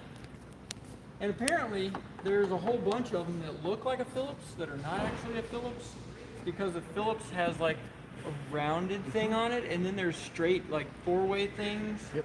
And then there's the set lock thing that has like the extra little Phillips thing on the star thing. All kinds of that. Yep. Somebody's been reading their 4313. Well, you know, not to. Mostly I learned that because you'd strip the screws out. And then Boeing, in their infinite wisdom, created the Nazi bit thing, which is that backwards. It's like you can tighten it all the way down this way, but you can't unscrew it. Have you seen a coin slot or a tri-wing? I do not know what those are. Ooh, I'll see if I can find some before the day's over. They're worse than the Nazi bits. Because that Jetstar, the Elvis jet, all that was on there were those things. And we must have, I bought them by the 10-pack. And you just go through them like crazy. And I'm probably sure that somebody is commenting about my stance next to a prop. Yes. It's fine. It's fine. I'm done having kids anyway. Although Silas would like another little sister, huh? No. Emphatically no is the answer.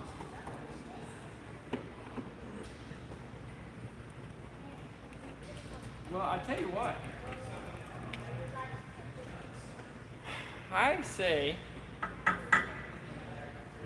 we can probably just skip the fuel pumps. Because if we fill these bowls up, it's going to have 30 seconds-ish of fuel in it. Yeah. And all we're going to do is start it and see if flames will come out of it. And that'll be a way that we can make sure that it does stop. Yes. Although, we could crank it over. I mean, the spark was stopping and starting. So, okay.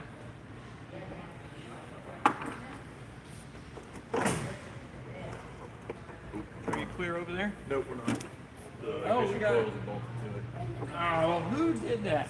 All Got right. another Phillips, and we'll need Phillips a in, what, 3/8 or something? quarter-inch, probably. Quarter? Yeah, it's a nut on the back. That's really small. He's tiny.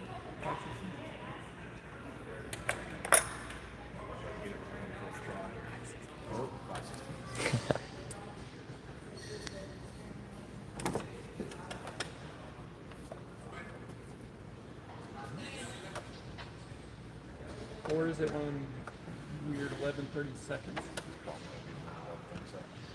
Like, Do you have an all 16s? no. But I do have an 11:30 seconds. No, I don't. I do somewhere. Let's just see if there's enough torque on to hold it on the back side.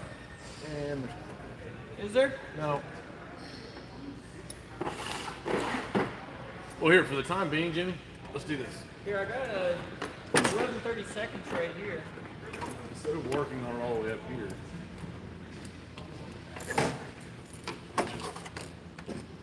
Do it. Well, fine, be that way.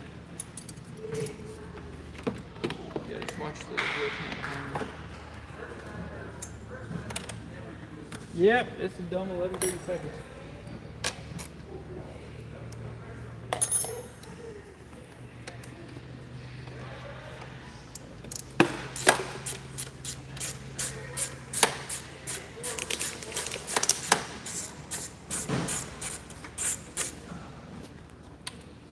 See?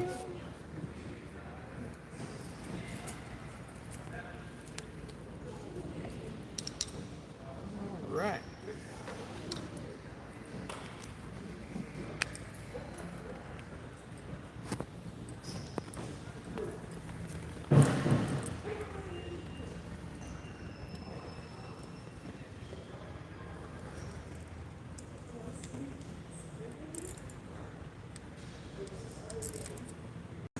Well, I say, let's go ahead, crack the doors open. Huh? There's the gas can. And in this, what? Sort of evil witchcraft. Oh, the bolt on top of it. Yes.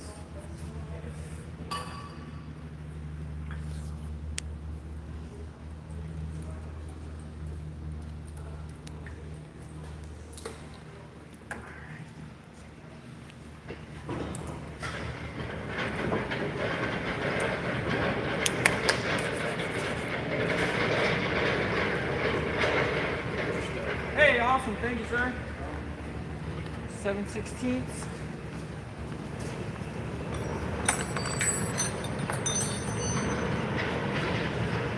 Oh, there's a mud dauber up there.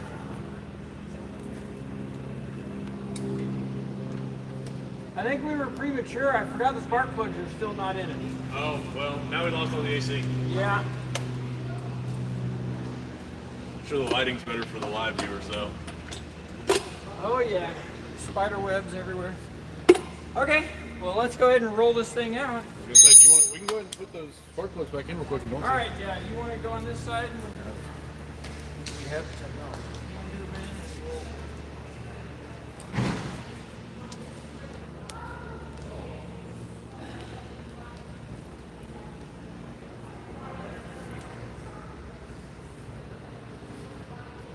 I was very, very encouraged by the nice, powerful spark. Although I am a little concerned about our electrical power to be able to turn this thing over fast enough to get it to start. Rich.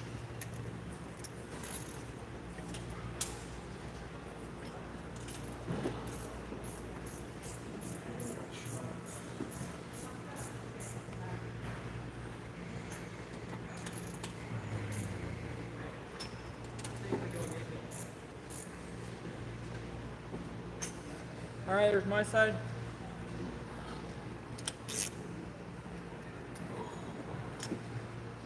You ever heard of the German torque spec? Good and tight? Good and tight. Yeah. I just go until my shoulder pops, and that's usually right at 17 foot-pounds.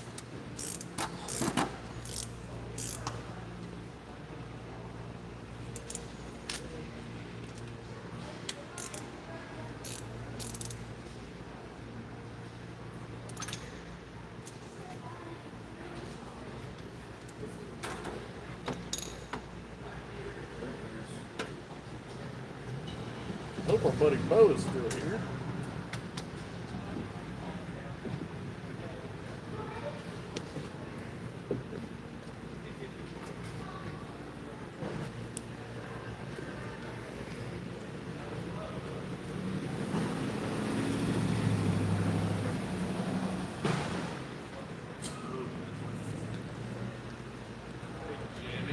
Yeah. Just one little program note. Yeah. We're gonna have to figure out somewhere to put these electrodes, Huh? because if not, they just hang right here on themselves. No, that's fine. Okay. Yeah, no. It's outside.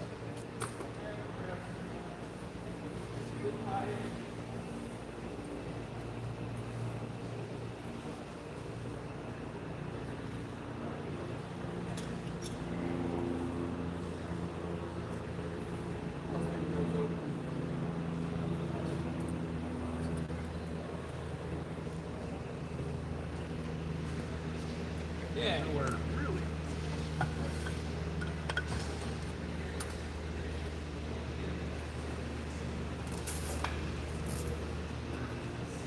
All right, grabbing our wheel chocks so we can hold back all the BTUs that we're getting ready to experience. I'm going to set this somewhere far away where it's fine. Next to the gas can, because it's all red, so it all goes together. That's thinking. Let's see, we don't need that. All right, got those.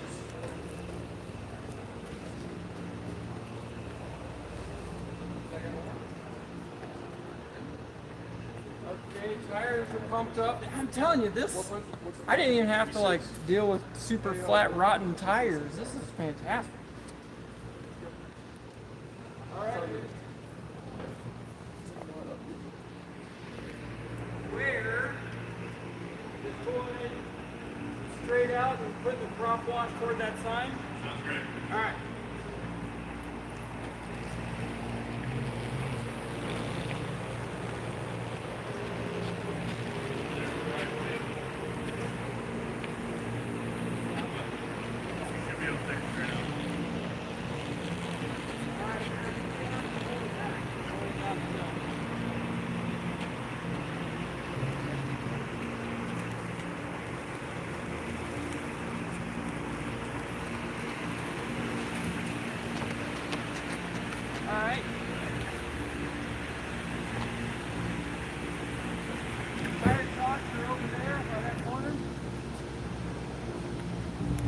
Oh, it's warm out here.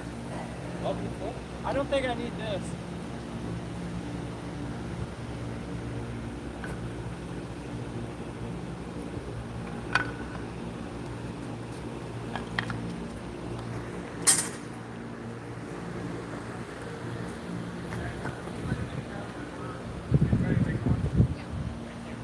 Yes.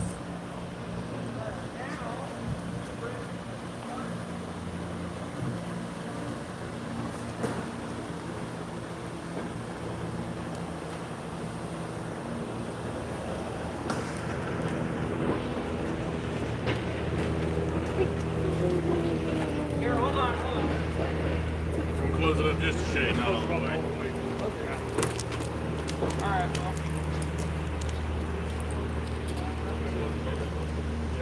Yeah, you guys close it. I just need to make sure to get this cord out there.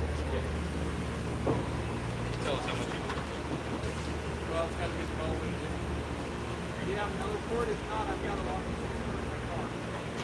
Okay. We have another extension cord. Yes. I've got one in the trunk of my car that I know is locked up. Silas!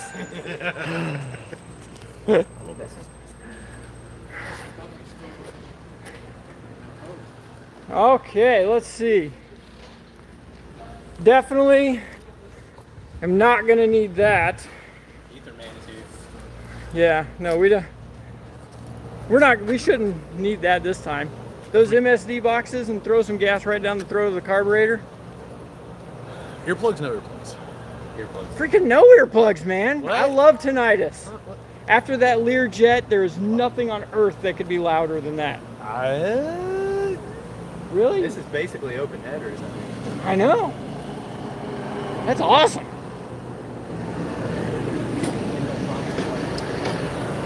Okay. All right, here. I'll have you hold camera. Don't push any buttons on top over there.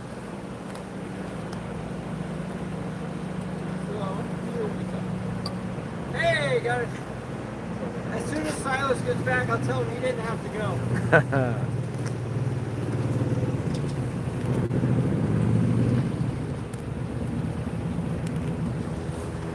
We should still have power hooked up to both of the connectors.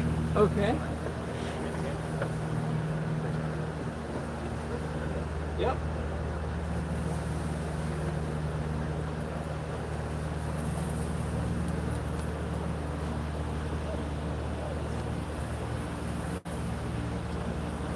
Okay, it says ready. Ignition, all that stuff is off. So now we're going to try to get a little fuel down into the bowls of the carburetor. Okay, I guess we'll see how this goes. Hey, we got this. We found one. Oh, thanks. Good job, thanks. You're welcome.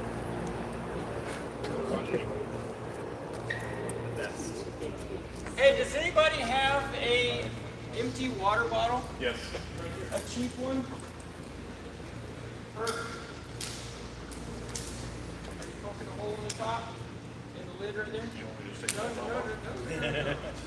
No, stop. Just a little hole. It's a squirt bottle. Little hole, it's okay. Our nice floors, Jimmy. It's our nice floors. This water. It's not gas. Not yet. I was cleaning that spot that I got dirty. Oh, that's what it is. That's what I was doing. Let's see. These look like weeds, and this is 100%. Here, go and look at that airplane real quick, because I'm going to do nothing at all that is frowned upon.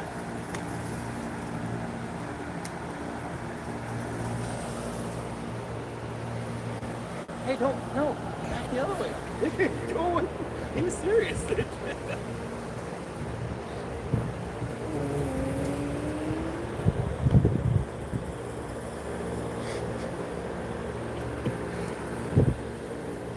What? I wasn't watching. Turd. Alright. So normally this is where I would make a reference to Weston Chapman. He has, I bought one of his shirts that says Redneck Science. 100% is what's happening right now. Can I get that stool, please? wherever that ended up.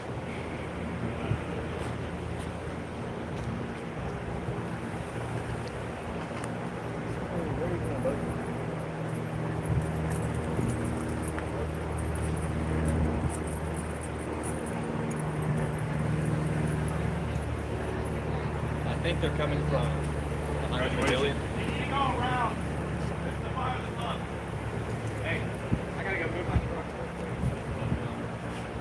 There's a sight bowl on this side.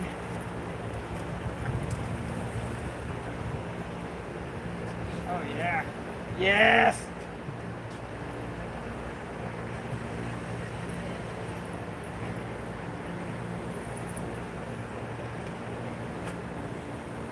Figured out if this is 650 or 750 or I know it's a single pump, but we haven't figured out if it's I mean, it's a smaller one, so I would say 650. 650.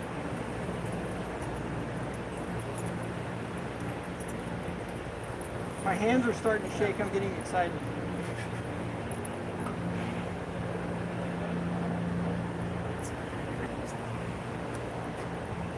What was that?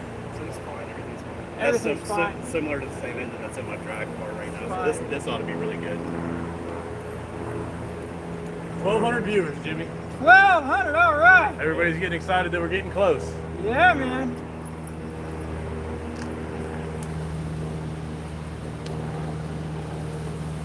Okay. Here we go. Spider webs. That's what we got. Lots of spider webs. It feels like that was working.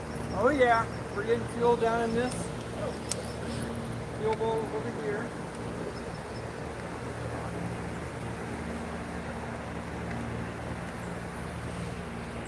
That's not working. Somebody put too big of a hole in this thing and now I can't, it's just squirting out everywhere. Wonder who that could have been, Jimmy. Wonder who that could have been. Gosh. Got a pocket knife. He was going to cut the whole top of it off and everything. Okay, so now, I don't know if you're able to get the camera up here or not.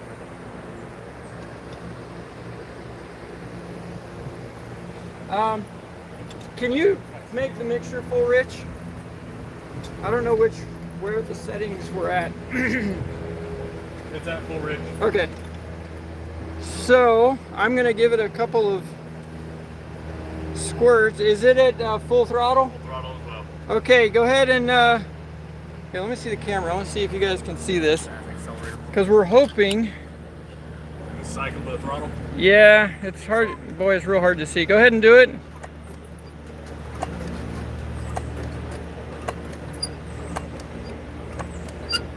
No, there's nothing. All right, close the throttle. All right. It's a Holly, so it keeps up on. Yeah, that's the truth.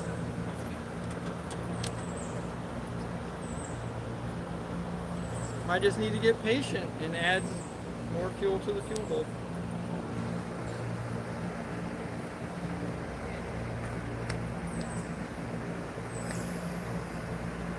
I'm never good at that whole patience thing. All right, hit me with the throttle a little bit. Oh, there we go. Again? All right, stop. Let me see the camera. All right, hit it. Yes! We've got fuel in the accelerator pump. Let me fill this bowl up.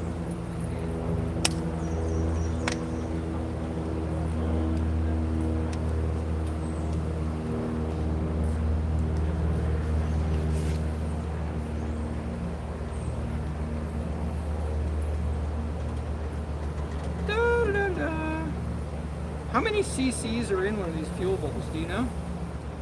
What's that again? Do you know how much fuel these fuel bowls hold? Like how many cc's?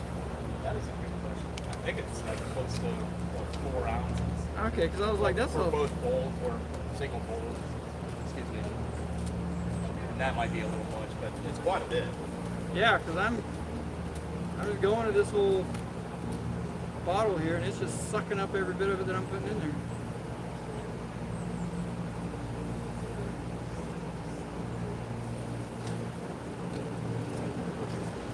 Still going.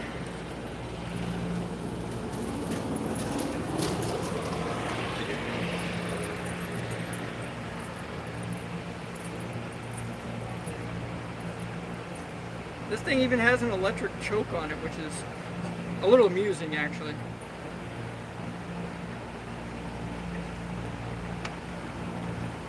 I'm surprised it wouldn't have a mechanical choke on it. Oh, you're putting it right into the fuel pump. Nice. Yeah, filling the bowl up directly.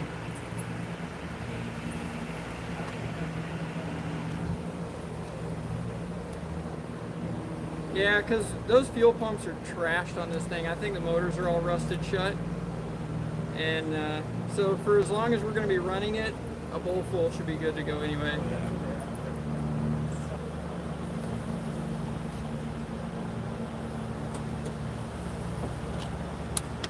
Good Lord, come on.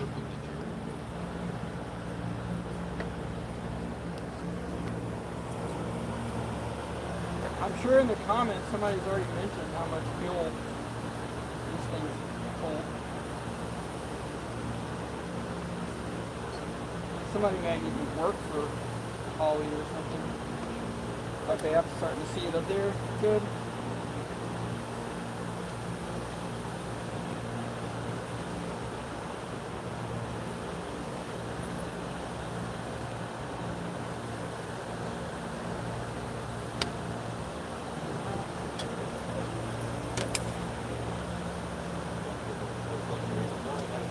Because the vents are unionized together, so typically you put them in a vent. Okay.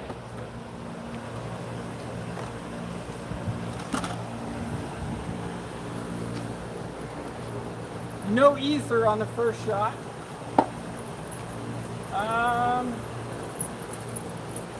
Spark plugs are hooked up to our glow distributor. More spark plugs on this side. That is up out of the way out the exhaust. This is tight, it's not going to flop around. That is go that way, so that's good. And it's there. Well, shall we? Let's do this.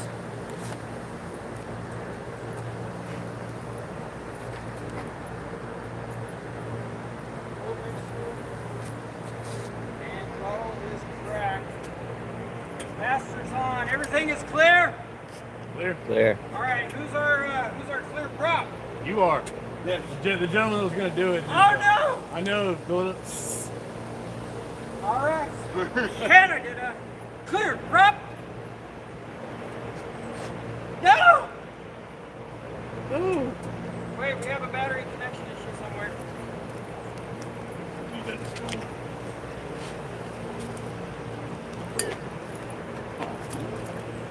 Probably up on the inside.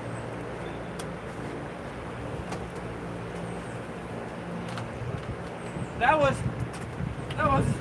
such a letdown.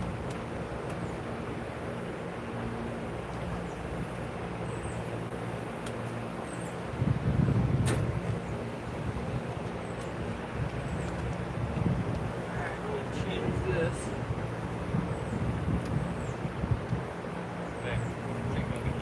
Oh, yeah.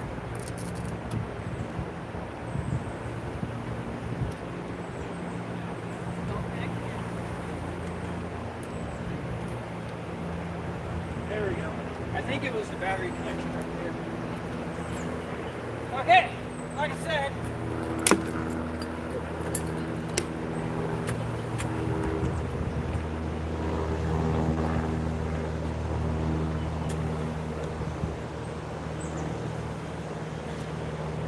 All right. Can I get a clear prep? Come on! No! All right! Hold on. Is this half up on? Oh! No. Just do it on the, and make sure that it doesn't get You have 13.1 on it. You can start at 13.1. Go over to the chart rate and engine start. Yep, it's on engine start. It's flashing.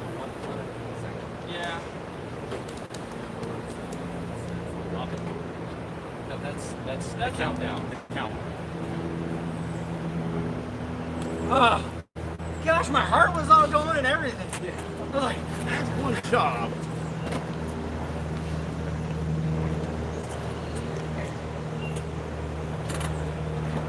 All right, we got lights on. We got voltage. For the third time, can I get a clear prep? Come on, you dirty rat! Hey, that's 3 by the way, Jimmy. One more and you're at 7. What? You got that boost box if you want to go grab that.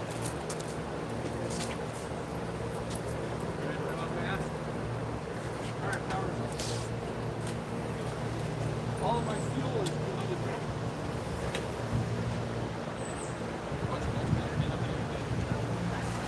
Oh, inside the thing? That's fine. There's a pair of pliers in there too. Well, since we're standing here, might as well get all that crap out there. Because I'm waiting on Chase to figure out what he's going to do with his life. I'm waiting for me to figure that out too, Jimmy. Yeah. Let's try. How about you just stand right there like that? Well, I'm sure everybody else appreciates the view. I will pass. All right, do you think that one did it? I think so. All right. Way to find it. Don't want to be in that arc of that prop. No. Minor detail. That did not do it. Sounds like I'm not even registering here. see if it's on the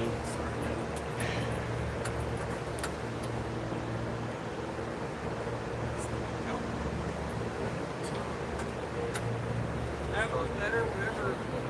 Isn't that connection down there? I'll reset this one here.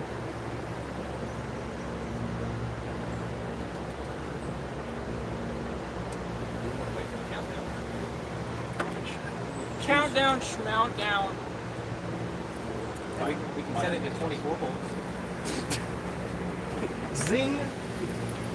It's just a rideable system. Yeah, I was about to say. So this will be number 5?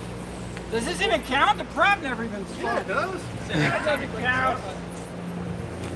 Alright, master's on, ignition is on, ignition, throttle is set. Okay! Gotta get a clear prop, go! Oh, it's so Yeah! Yeah! Curse you!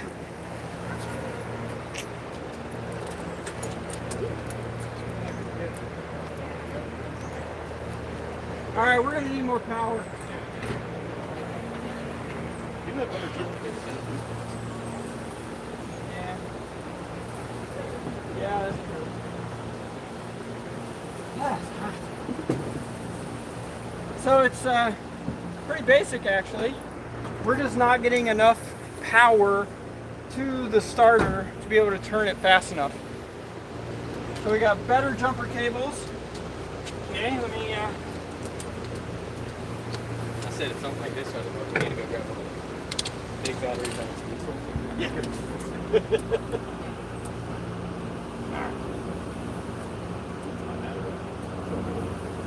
here, I'll just connect it up here first and then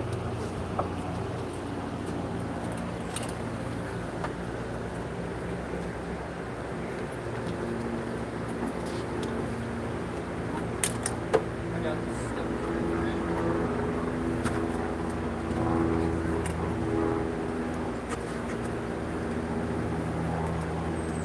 Those are some freaking awesome shoes. Thank you, sir. Hey, dudes. Is that Dude Perfect shoes? Is that where they came from? No. Is that what Hey Dudes are? really light though. All right, you got a pair too? What? Hey, how many people are wearing Hey Dudes? Cool. All the cool people apparently. But Hey Dudes is copyrighted. We gotta call them Sup Bros. Sup Bros? Is that the Walmart version?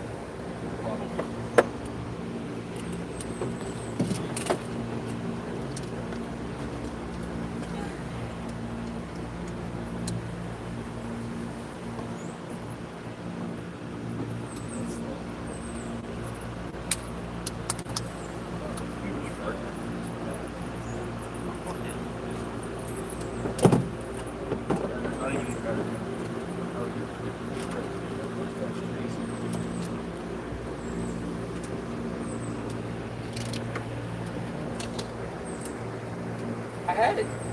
Are you gonna go over to? Yeah, there you go. That might be a better ground.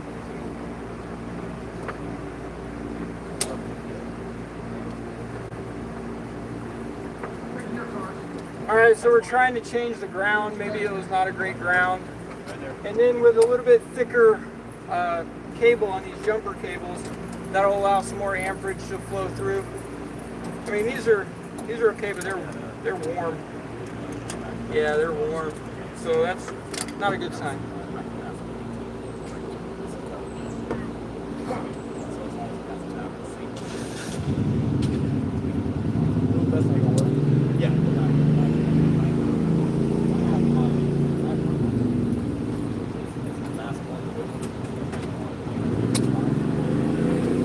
Maybe. We'll see.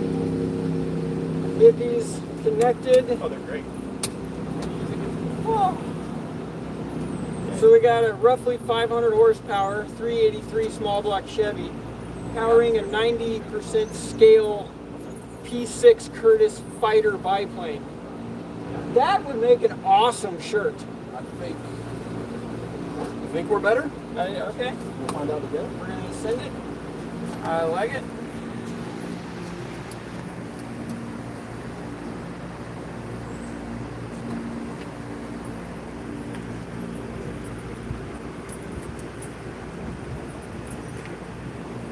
Okay. Only one way to find out.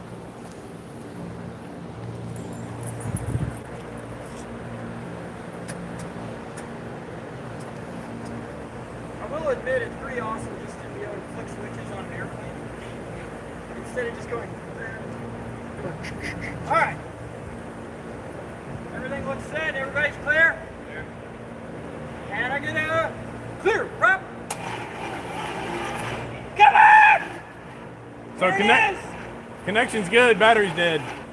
Oh, it wanted to. I was seeing smoke come out of the exhaust port a little bit. All right. I got my buddy with the high capacitor coming.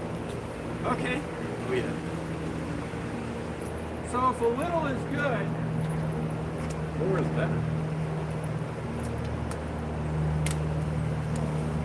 Oh, I love this one. that should work. It's a slow flow nozzle on that thing.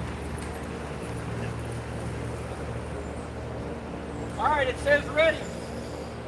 Are you ready? Are you ready for the football?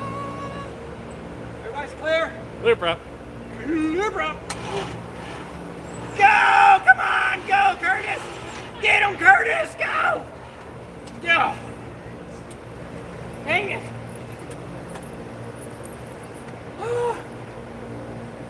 Our battery connection is just not powerful enough. I mean, I've got an Optimum Samurai, right?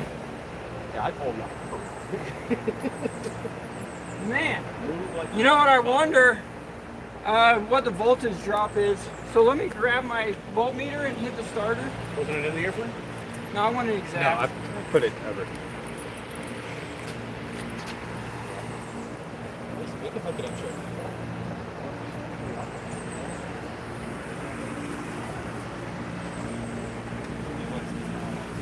All right, so what I'm checking here is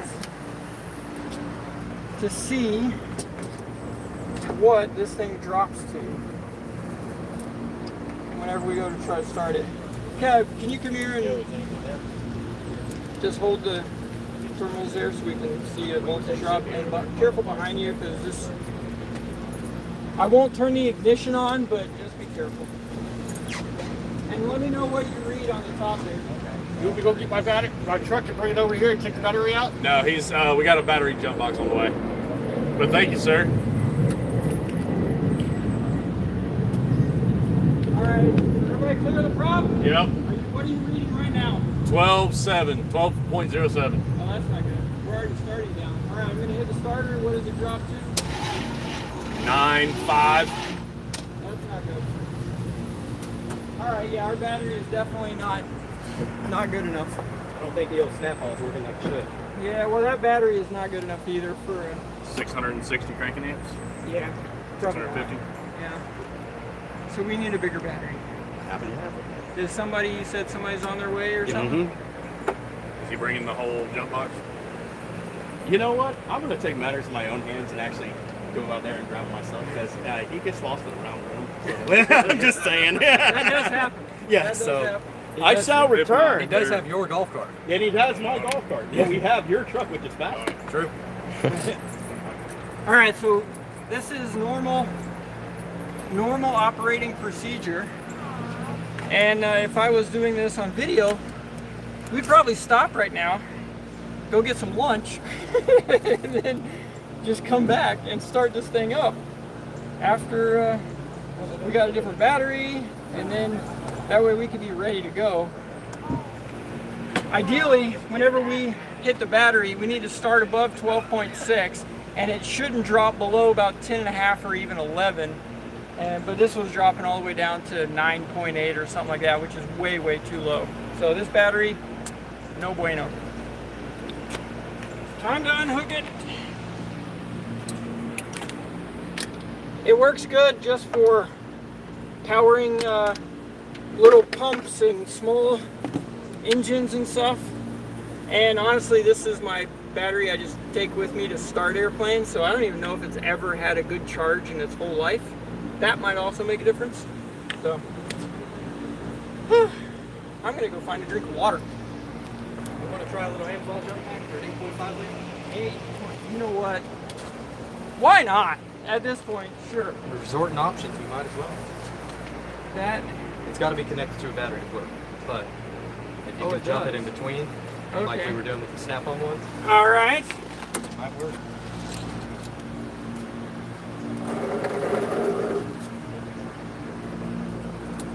Okay. Yeah. Basically, we're taking an RC car battery. Basically. Yeah. That says ready. It says ready. Okay, this will be a miracle. I mean, I've seen stranger things, so let's send it. Why not? Why the heck? This would be funny if this would work at all.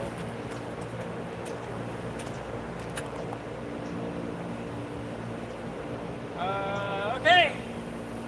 Can I get a lipo clear prop?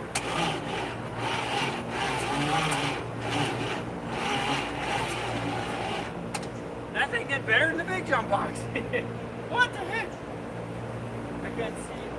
Let me turn all this off. It's that Amazon special. Man, China's on 83. It says ready again. Huh. Who knows?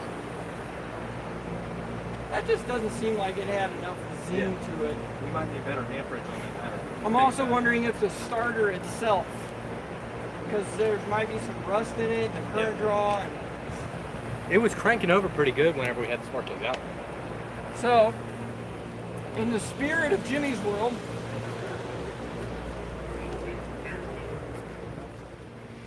I don't know what's wrong with it, but I know this will help.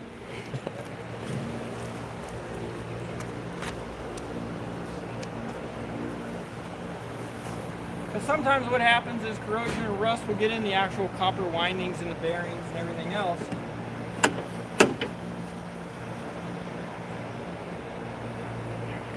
There it is.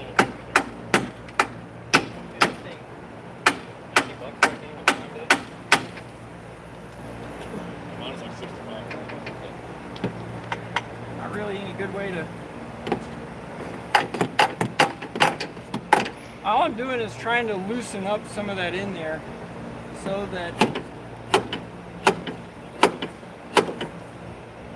maybe something will loosen up a little bit. Oh wow, that is really tight. Oh, the appendix is stuck out. Yeah, that doesn't help either. So come over here. See down there the gear, the starter gear that's poking out? That's not supposed to be sticking out. That was supposed to go in. And that's usually from too low a voltage, not spinning it out fast enough. So, if you spin it backwards, then we can tap it in. I need a flathead screwdriver.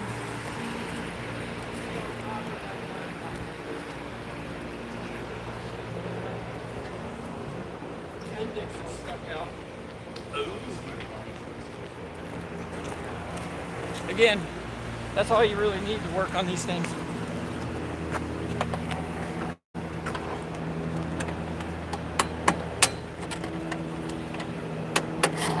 All right, so now that's better. So now in theory, it should have enough voltage to sling it out. It'll spin it up a little bit and it goes bam, and then it'll have a little more momentum. That's the theory behind it. Hey, where'd our Amazon box go? Did he steal it? Did he take it back? He didn't steal it, he tactically acquired it. There's a difference.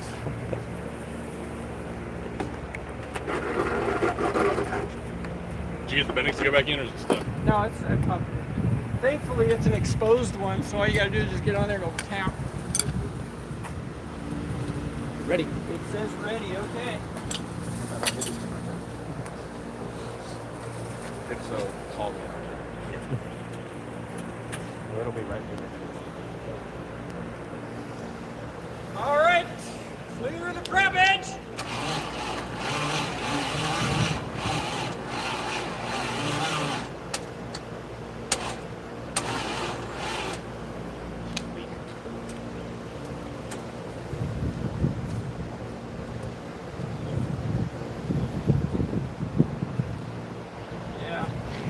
There's just not enough power getting to it because that Bendix doesn't have enough power to spin it fast enough to be able to swing back. Can you turn the master back off? Yeah. I'm disconnecting my battery because we got other resources on the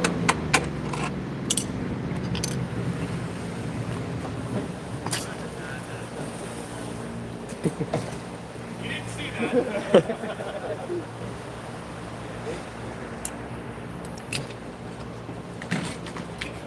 Okay, time to get rid of that puny tiny battery and get a man's battery. Something. Oh yeah, this is gonna work. We're gonna have like 6 batteries all in parallel right here to give us everything we need. All right, boss. Throw that bad boy right there. You could always, if this one doesn't work, you can always hook them up in what, series or parallel? Series. Sorry, To give us more voltage. And that one is a 12, 18 Hey, this battery's dead. Okay. No way. Yeah. It's only at 7 volts. Want it in the Fisher price? That's not gonna work. No, it's not. This one. That will work though.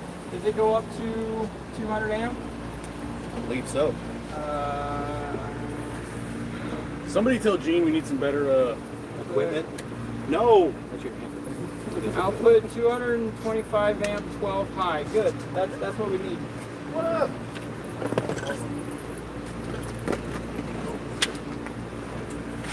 This is like a fire hazard right now. Oh yeah. I'll go grab my signature. We've already got one. Trust us. I have no clue what I'm doing.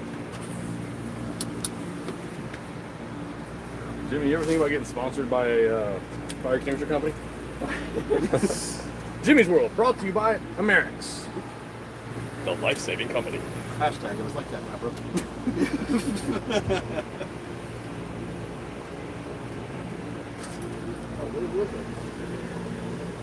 Yeah, I could tell you, but I don't want to sound like an idiot. It was in the car. Literally right next to it. Yes.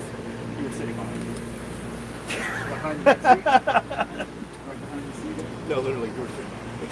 Should be 12 high. That's 12 high? Nope, 6 low. That's 12 high. Yep. 12 high. Yep. You're good. What are you showing on? 12.1 volts. Give me a jiggle jiggle.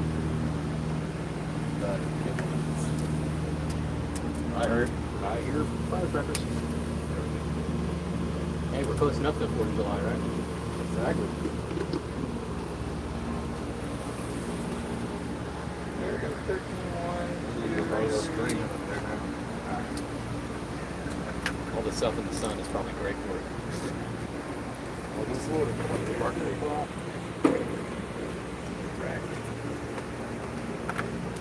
Okay, like I said, this is gonna do it on the second try. Yes, one. Ah.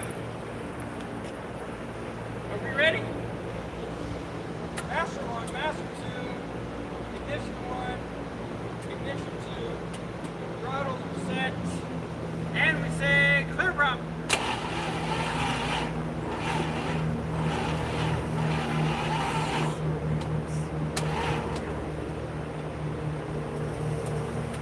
Okay. It's damn right. Any other on-the-shelf batteries? Possible. Worst case scenario.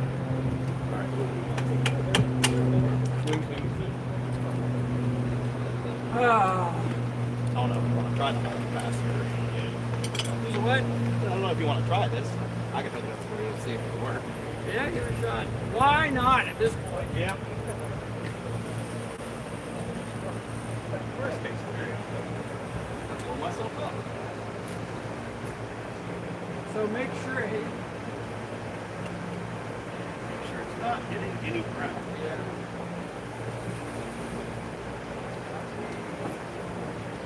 Does it say it's ready to go? It sure does. We've got boost pack up there, battery here, and battery charger going here. We've got all the answers.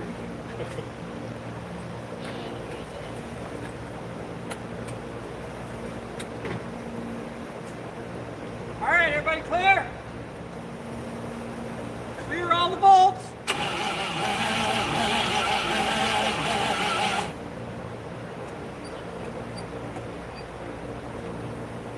Clear the bolts.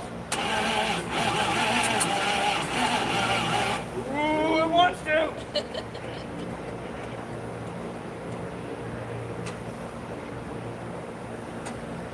Clear the bolts.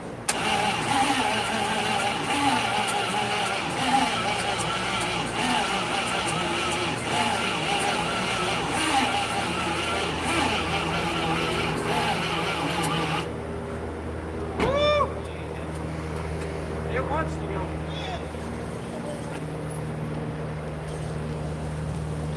We still need more juice. I don't know. I think we got all the juice we can handle.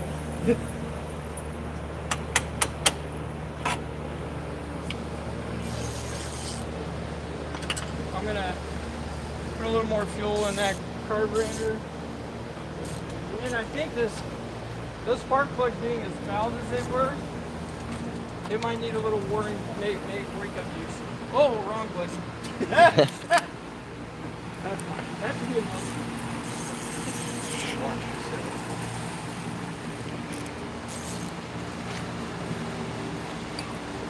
Alright, you're hot. All right, everything is in and clear.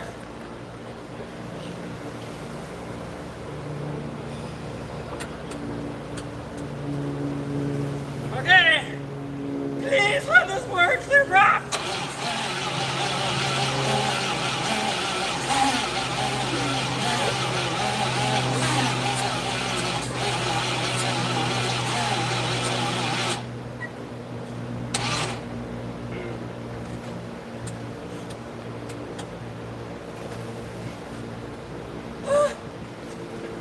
You know what? You're being a turd. Ether man. I'm no longer asking. 1, 2, buckle my shoe. Start up right now.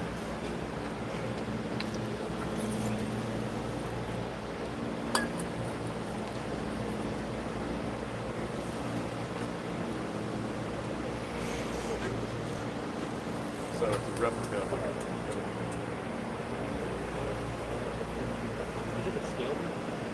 All right, here we go. Clear prop.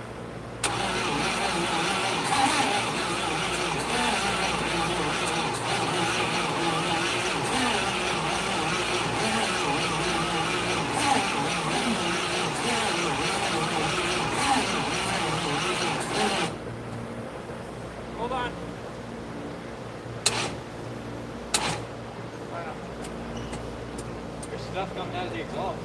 Mm-hmm. What? A little bit stuck on that exhaust.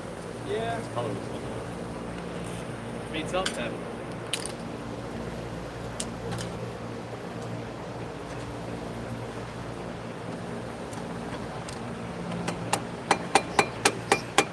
Ooh, that is.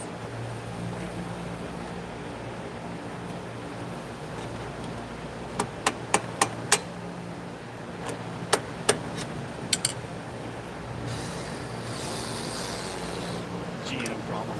I know. Well, we needed some like, honestly, I bet just fresh plugs would probably do it, but you know. What's the likelihood of flood? Oh, highly right now. Highly. See how much fuel we just poured? Yeah, that's what I said. What's the likelihood of flooding? Oh yeah. Of course, that's a sketchy. Run it wide open until it clears itself out type deal. You've been here and done this, huh? I have. All right. All right, somebody needs to run to 7-Eleven and get some spark plugs for this thing.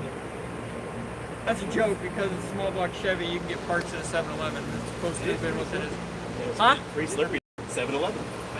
Heck! Oh, don't go to 7-Eleven then. It'll be busy. That's pretty good though. Well, you guys have a spark plug blaster? We do. One that's ready to use? Yep. All right, let's yank these spark Pull plugs one out. out, and I'll go check and make sure that our blaster is actually blasting, and then Okay. if it is, we can pull the rest out. All right. Oh, it's lovely.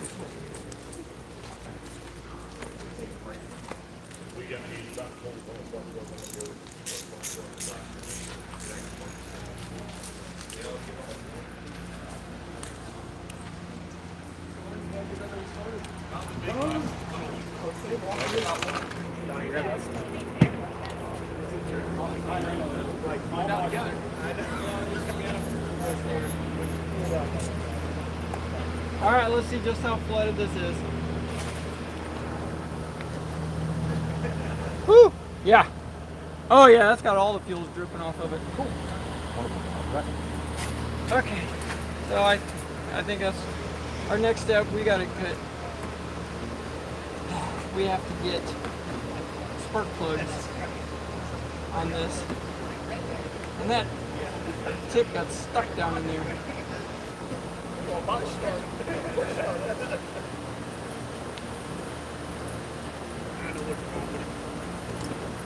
Ain't got no gas.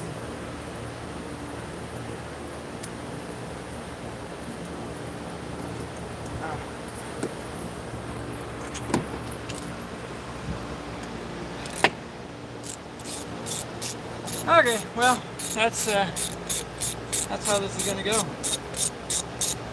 And if I was really on top of my game, I would have brought new spark plugs with me, because those are pretty yucky.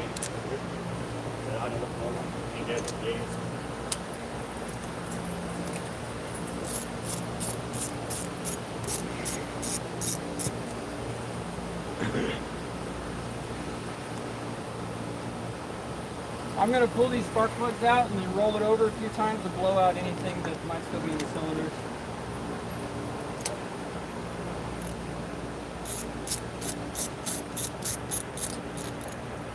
Oh man, we were so close.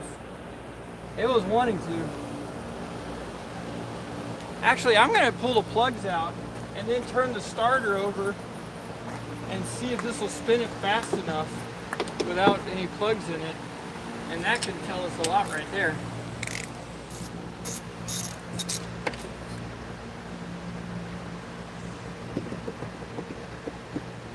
Yeah, boys. Small block Chevy car. Oh, look at that. Look.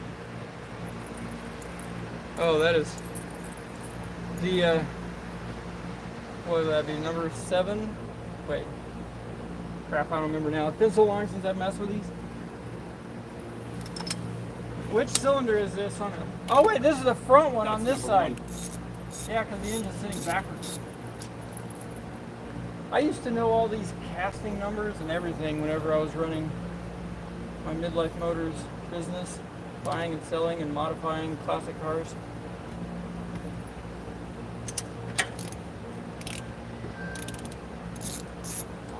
And now, I mess with airplanes. Although this one is special because it's a airplane with a classic car engine in it. Pretty cool. Oh yeah.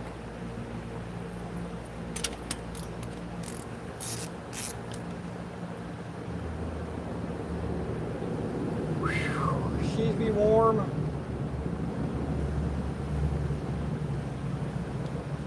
Yeah. Oh heck, I see something. Yeah, I know. It's stuck to balance. See if I can help. Oh, that's good. We didn't even think about that. Hey, look at you! Where? Yes. I had to use my 2 brain cells. Yeah, no, that was a good move. Good move. Okay, now let's roll it over. Let's turn it over and see if it'll spin fast like it's supposed to.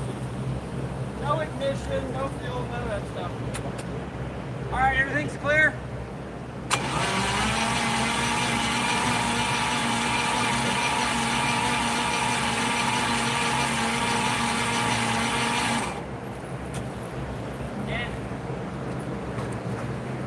Not as fast as I would like to see it, but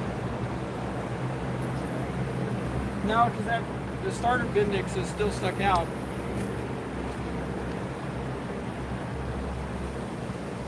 Woo!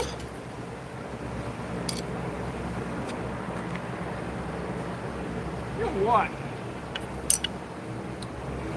Do we have any spray lubricant? Yeah. Oh yeah. See if I got anything in the Throw car. some of that on the starter Bendix and see if that helps.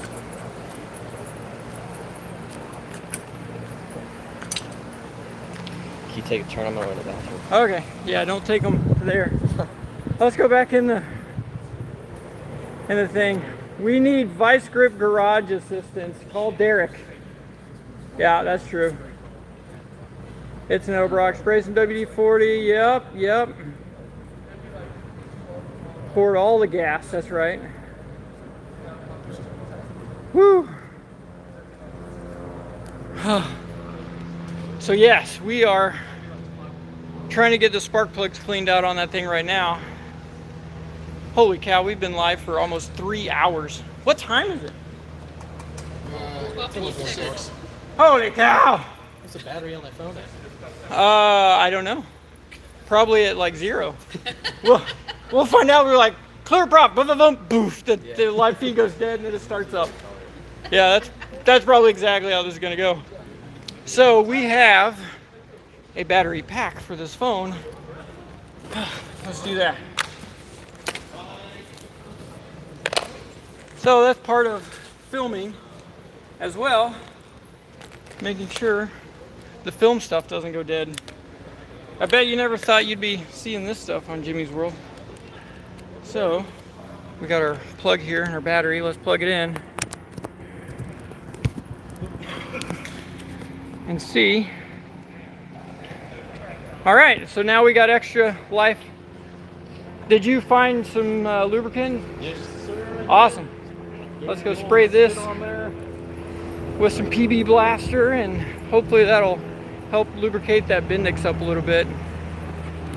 See if I can do this with one hand and holding the camera. PB Blaster! Oh, did you already squirt it? Yep, go for it Oh. again. I didn't notice you already squirted it here. For the camera, for you guys. Ready? Yeah. Gotta make sure the can works. Sorry.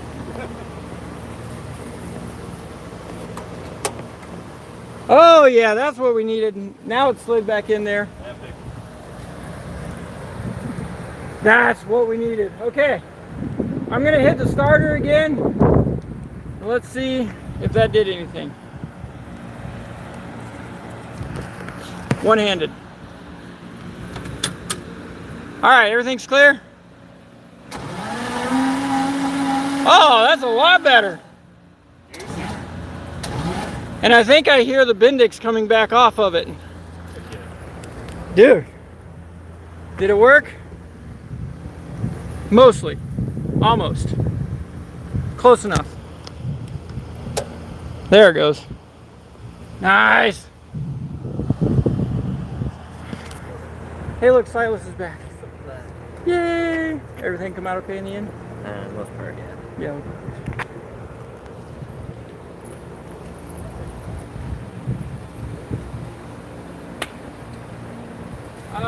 Okay. Did somebody take the spark plugs? Yeah, they're cleaning them right now. Okay, they're taking them to clean? Yep. Okay. Well, let's see. While we're waiting on that, let's go in the AC and I'll show you some of the other cool airplanes. Why not? Mostly because I can see here.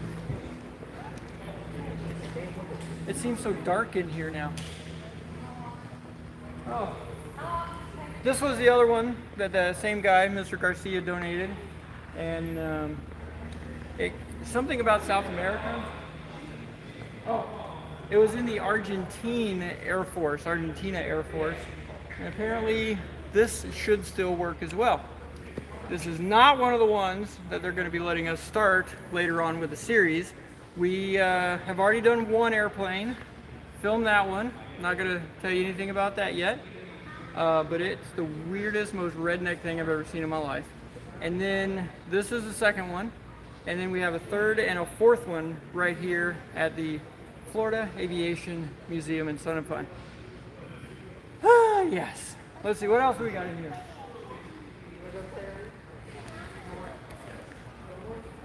I think the Delta Dart or something like that is what this is called.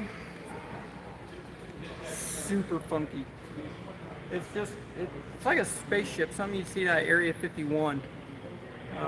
But it's a real airplane, and this one really flew and everything. It's pretty wild. And there's only one seat in it. As wide as that thing is, there's only one seat right in the middle. That's pretty neat. Oh, I'm running out of words to say. We have, oh look, a water bottle. Fantastic water bottle.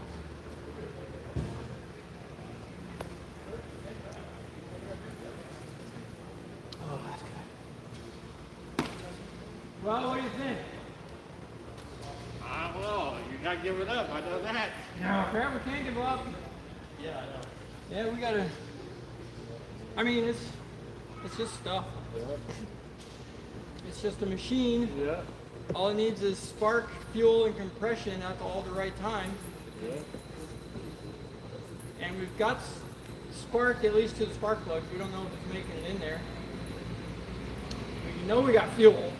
Definitely got fuel. And compression on half of the cylinders is good. So now, we just need to make sure all that happens at the right time, at the right place, and she'll light up.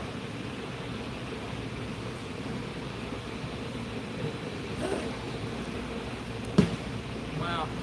So what do we got for comments? What sort of questions do we got people posting? Where they're cleaning the spark plugs? Well, I have no idea. I think they had to take them. They got a shop or an AMP school and a whole restoration shop over there. So I imagine they took them over there. Why is there a huge space in the prop hub? Because that I don't know. We should call Cletus. Yes, that's true. We should just go get an actual real battery is what we should do. Yeah. And some clean spark plugs and a real battery, and we probably, yeah, we would have had this thing started up like 2 hours ago. But seriously, what fun would that be? Oh my goodness. We could have just jump started with the car by now, but why would we? Exactly. Yeah. See, right, exactly. I want to, you know, the Formula One where they have that big drill that they stick right to the back of the motor. Yeah. That's what we need. Like boom. That would be fantastic. Oh, Work. super weird. What? Hey, we got sparky plugs. Let's go see just the difference. Oh wow. That's more gooder. That is much more gooder. Wow. Look at that. Don't forget the rainy suits, Jimmy. All right, we got it. There's so much oil and fuel and stuff on this.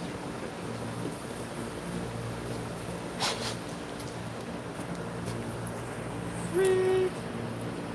And we lubed up the starter Bendix, so it comes out back in a little bit easier now. What's the fastest you've ever gotten on the starter? First blade, actually Mighty Mouse is sitting right over there. Really? No joke whatsoever. We pulled it out of the barn after 41 years or something, 1981, and then this was in 2022, I think, or 21, something like that. And I literally just said, just for the heck of it, I'm going to put fuel right in the fuel tank, and I'm going to hook a battery up directly to the starter area. And in the first try, in 2 blades, both engines fired up. Whoa. Never in a million years. I would have lost so much money on that bet. And what I found out is both the engines that are in it are brand new. They were just overhauled with less than an hour on them. And when you do a bore scope, you can still see the Sharpie marker and the piston numbering on the top. There you go. Nice. Grab your check. Cross that.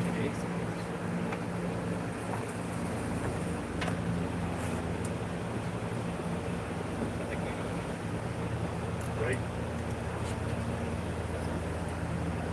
All right, I beat you. Well, you started before me. I would hope you beat me. The only the gaps in the clutch is really big. Well, yeah, it's MSD. That's fine. If it's clean at all, it'll jump. I mean, We saw how big that spark was. oh yeah, we got lots of juice coming out of this thing.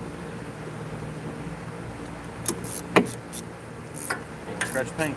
Yeah, don't scratch me. Wow. I never ran a safety line. So whenever I taught at the A&P school, I would take the student that was the best in safety wires and race them in a 2-bolt. But they got to use safety wire pliers, and I had to do it by hand. Oh, actually, I think Ian's probably faster. He would always be. Yeah. But I was. Oh yeah, because you just grab it. You've already got tension. Grab it, pull, and you go, whoop, and then you give that last little thing around. So for all my previous students out there, it's always faster to do it by hand, believe it or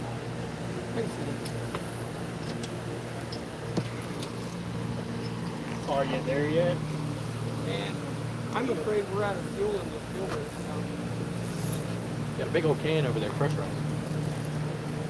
That's true. I do have some BP racing Done. gas too, so worst case scenario. I do. It's got all the BP racing fuel. All right, is all the... Yep, all that's clear. That's out of the way.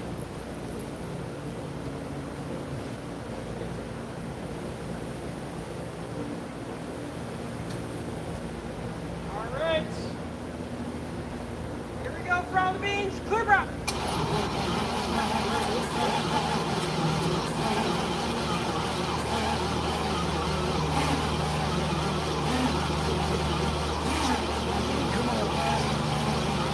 Let's see. I think it's at full now.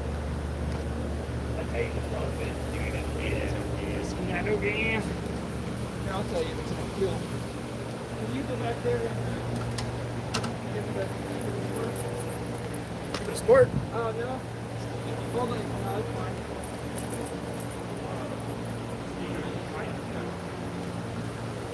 Might have flooded the holy jeepers out of this thing.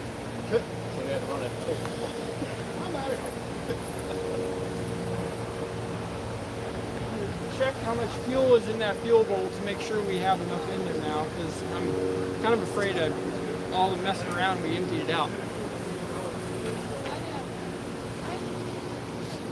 Go get my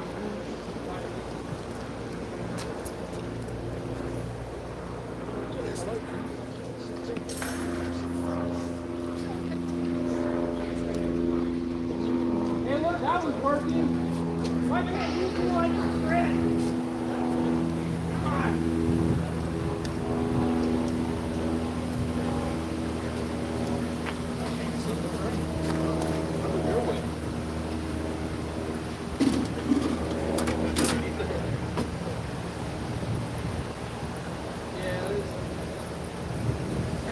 happening inside this thing. Done runned it out of gas.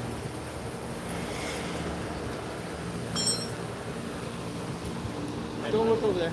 Not allowed to see that. We are completely EPA environmentally friendly here on Jimmy's World. We have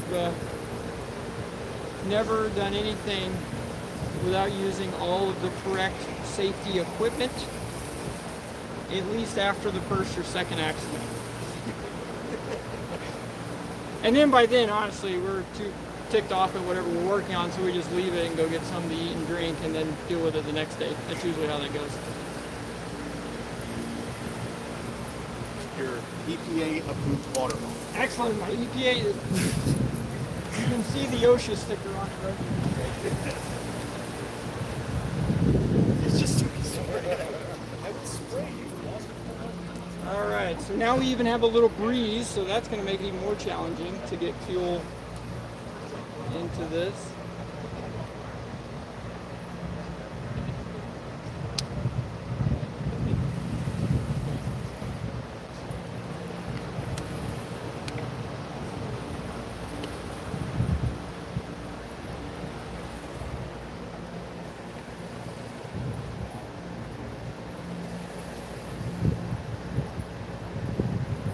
Okay, this is like dripping everywhere.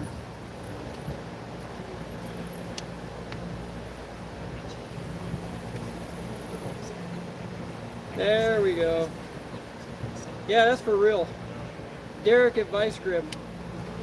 He would probably have a couple of pointers on getting old Chevy V8s started that haven't been started in a long time.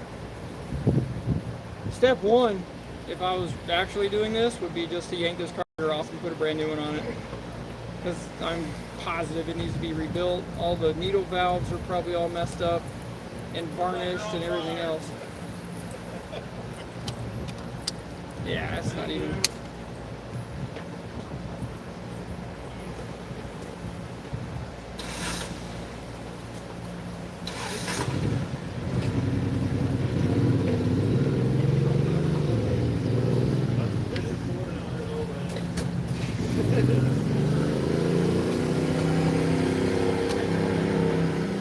Golly Gomer. I think we emptied that thing out.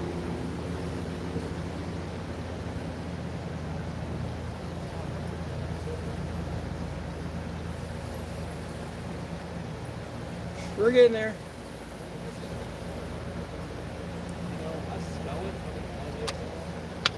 Okay, that's a little better.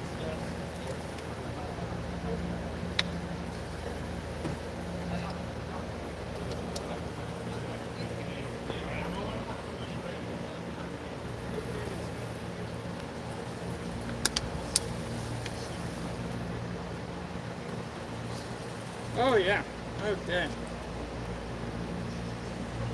I wonder if this thing originally took about a motor.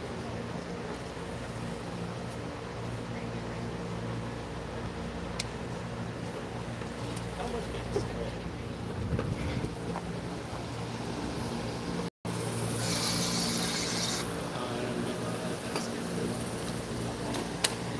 Okay, we got stuff turned on. The spark plugs are in.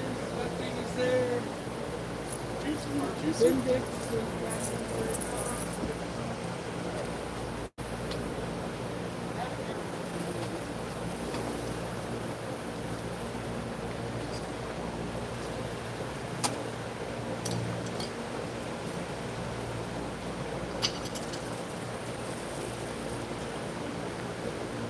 okay.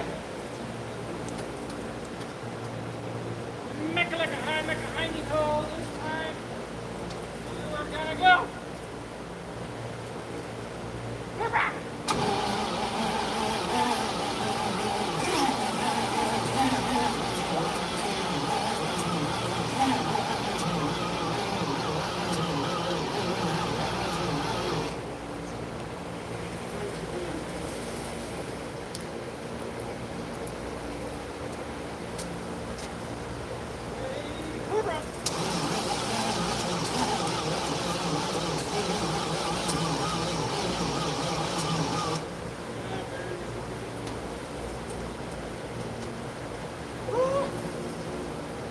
heard he rashed on you.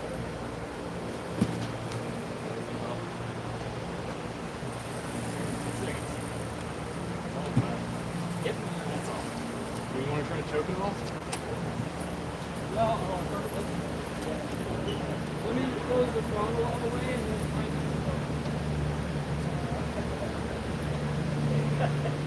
here, I'm gonna give it some wake up juice and then we'll choke it.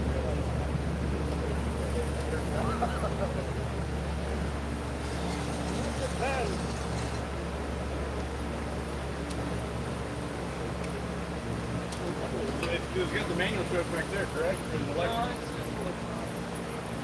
All right, go ahead.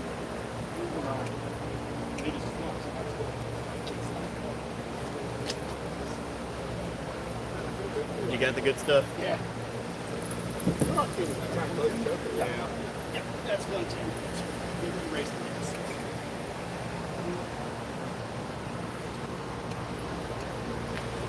So what we're trying now is to put a choke on it. Here, let me open the throttle and then the choke should close, and then I'll close the throttle again. Alright.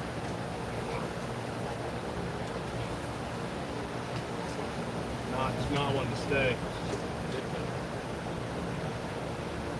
that doing it? I mean, it'll close, but it's not. Oh, I got it.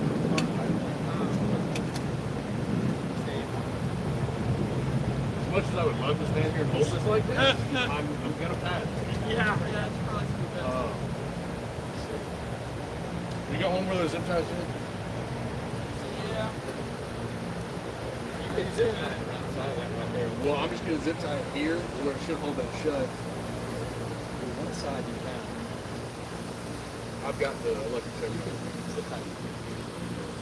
So I'm just gonna walk around here and you this thing. I don't know. Nothing like zip ties and bias plies.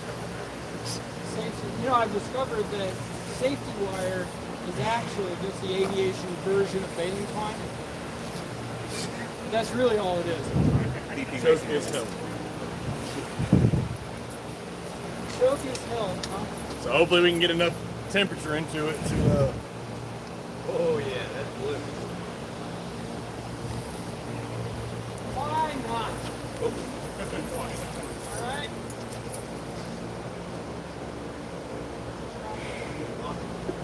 Box is on, that's on.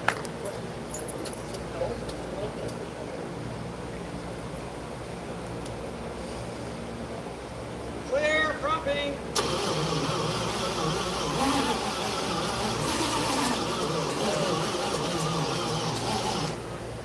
So close. Clear, propping.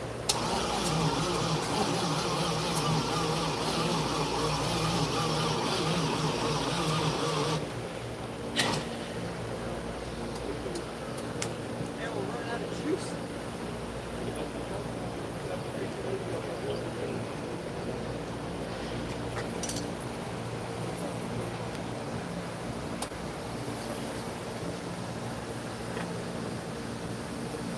Oh, come on.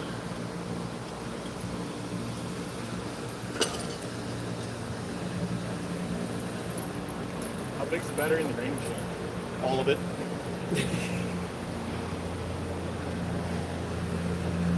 Do we continue to use the normal juice? You are the professional.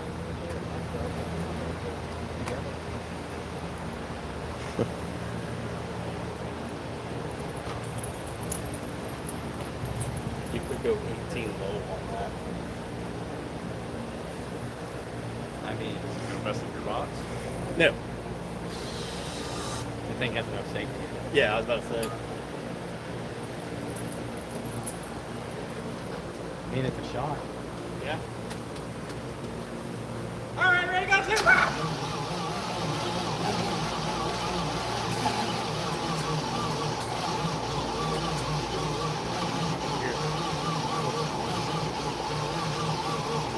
How's the timing off? How's the timing off? Well, then again, if it wasn't.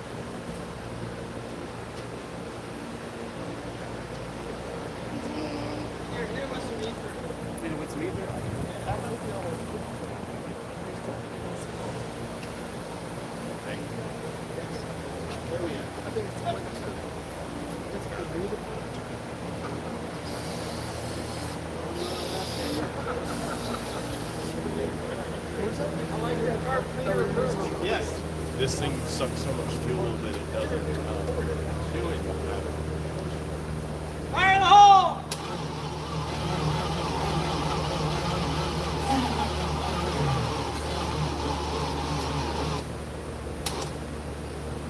Boom. Did you try 18 low yet? What's that? We on 18 low yet? 18 low? 18 low? I have not tried that one. That's 18 low. It seems to be taking it. Any burning line?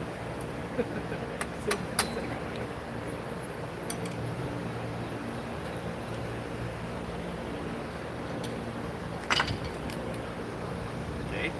Alright, your box up front. Box is. I think gonna be out of battery by the end of the day. Batteries. Good? Yep. Okay! Here we go, here we go, here we go, here we go. Fire 7! How did I make it worse? What happened? I don't know. I think high might be better. That or we just melt the starters. Just get a tug over here and jump it.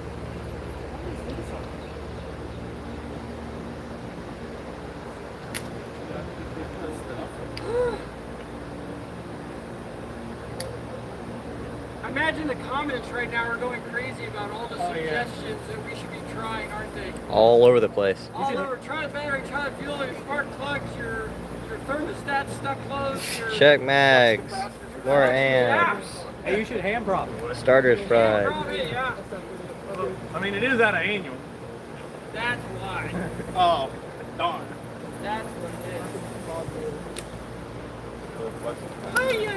Yeah. Careful. I know it is. No, I think it's.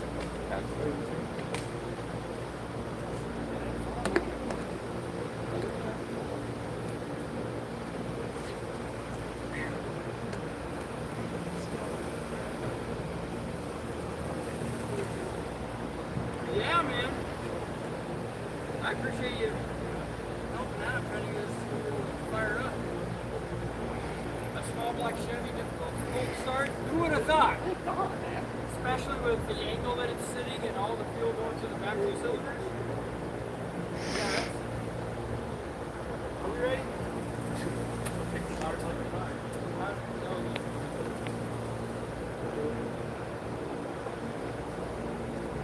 All right. Wherever we're at, clear back.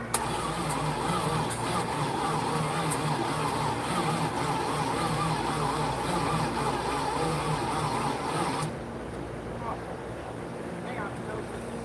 There.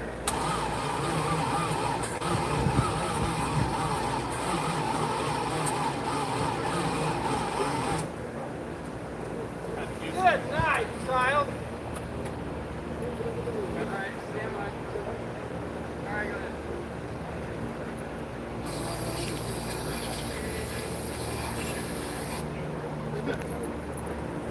That might be clear the area.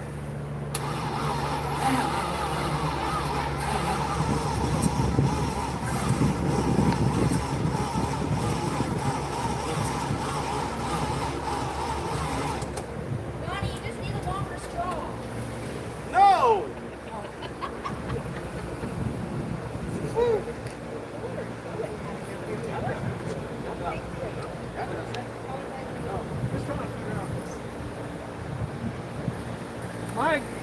My gut's telling me that starter is On its last. quite a... It's coming out. But it's right, it's so close to having enough spin to it for it just to catch. That's all it needs is just that right catch to hit.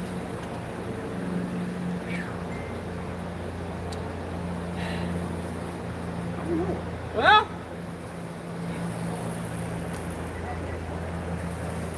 I'm getting text messages now.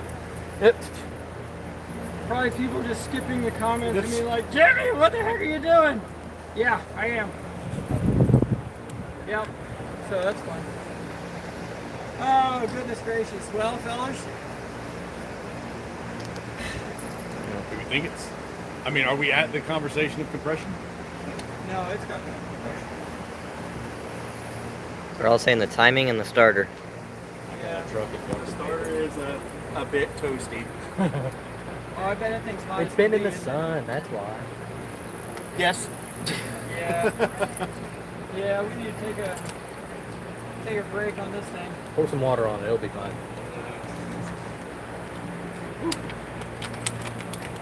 That's not the standard thing.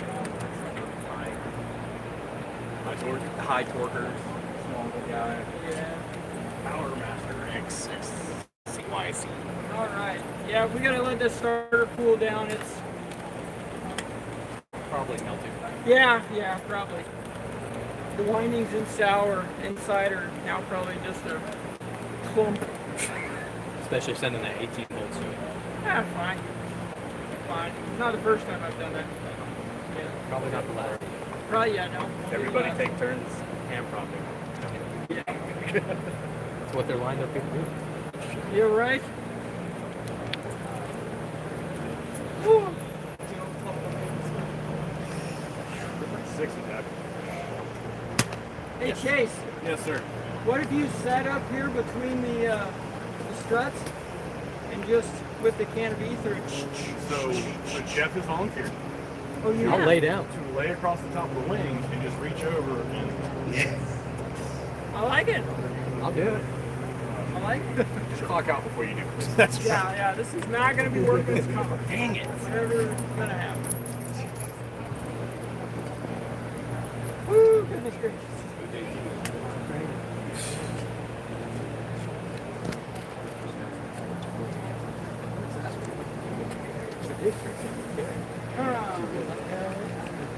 You know, I've said it before, I'm going to repeat it, but I have an X-Earth lithium battery that has the little screw tops that has a lot of juice in it. That's, I think, the same size as whatever is going to fit down inside there. with you? Sit at my hangar at Plant City. So it would take me about an hour to run over there and get it and run back. See, if we were filming normally, This is a live stream. I would have went boop, Pick and then up. we would have ran over and got it and came back, and it would have been like a 2-second transition. There's another Flash, one. I don't know if it's flash. got the juice in it between But, the Mini Max and I need a drink of water. the. Batteries are on their way. Another battery? Yes. Aircraft battery. Aircraft battery. All right. 2 of them. Yeah. And we have puppy watches too. Oh, Love some flight airplane. nobody's gonna drink this water. Well, Jump an airplane. I did not think he was going to do that. Oh man, that's amazing. Our glasses are on. Bro's a little warm. That feels so good. Not yet. Cool down. You might see it again right now. Oh my gosh, that is amazing.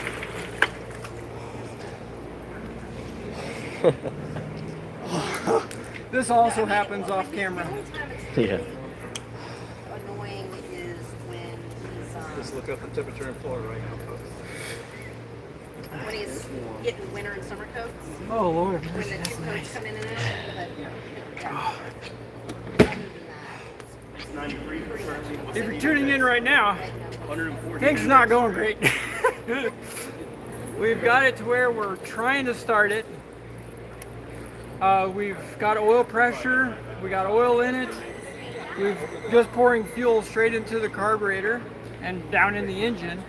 We have spark to the spark plugs. We don't know if we're getting spark on the after side of the spark plugs.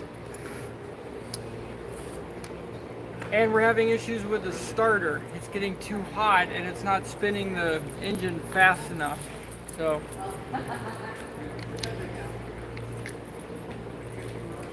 and it's kind of hot. July in Florida. What is the temperature? Silas, what do you think the temperature is right now? At least 90. Oh, that's not as hot as I thought it was. 93? 92. Oh, that's that not was bad. a digit off. Yeah, I mean, shoot, that's But what's the heat index? 106. A mirror. Yeah, A mirror. that's fine. That's Sure. just fine.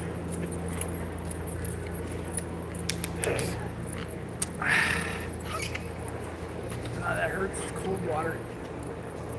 It goes down. Oh, I'm not gonna lie. That ice bath was fantastic. Here, let's just pour a little water on the starter to cool it down more. Oh, I got sweat water running in my eyes now and it stings. Did the same thing I did. Yeah. Oh, that burns. Burns like fire. I think I had gas on my fingers when I did that.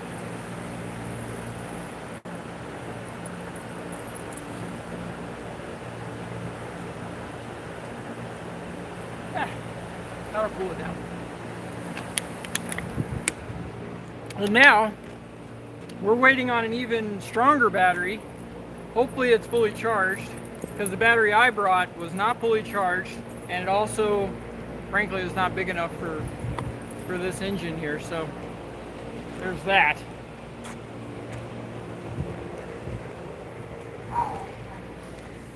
Alright, if there's still a piece of pizza there.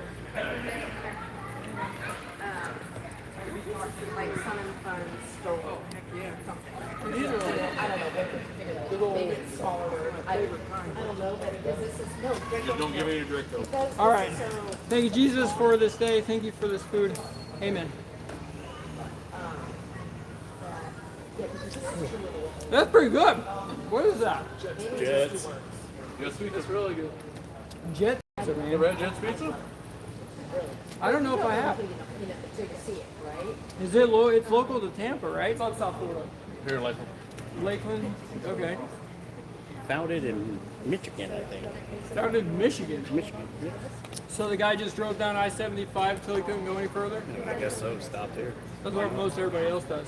The real question is, are going to be an Oscars? Oh yeah. Cool. We leave Tuesday. But early Wednesday. What? Early Wednesday. Oh yeah, early Tuesday morning. I forgot. What are you taking up? We'll be actually be driving the Sun and Fun van or the trailer all with all the supplies on it. We'll be sitting up over there. Oh, very cool. Good stuff, man. We'll Good get on the stuff. wheel on the bottom too. Yeah. I think this is just cheese pizza. With like some garlic, something or another going on. Thick crust. I'm a thick crust guy. I don't like the crunchy, thin crust stuff. That's pretty good. Did you custom make those? No, you can buy it. You can buy them? Yeah, Specifically yeah. for You can buy it for, different, like, small, medium, large.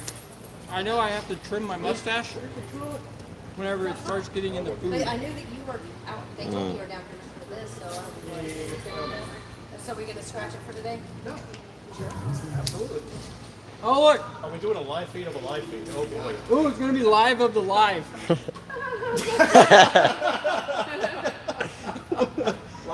So it's oh boy. It's a picture Wait, of a what was picture. that Spaceballs? Now is now. Not then, it's right now. Have you seen they're coming out with Spaceballs too? Can you believe that? Yes? That is awesome, and I love it's Mel Brooks doing it. Yes. I think it's going to be his send-off piece, and he should. I mean, Blazing Saddles, also yeah. another great one. Can't go wrong with pizza. Real Florida now. Yeah. Oh, good. Oh. Sticky, sticky. Yep.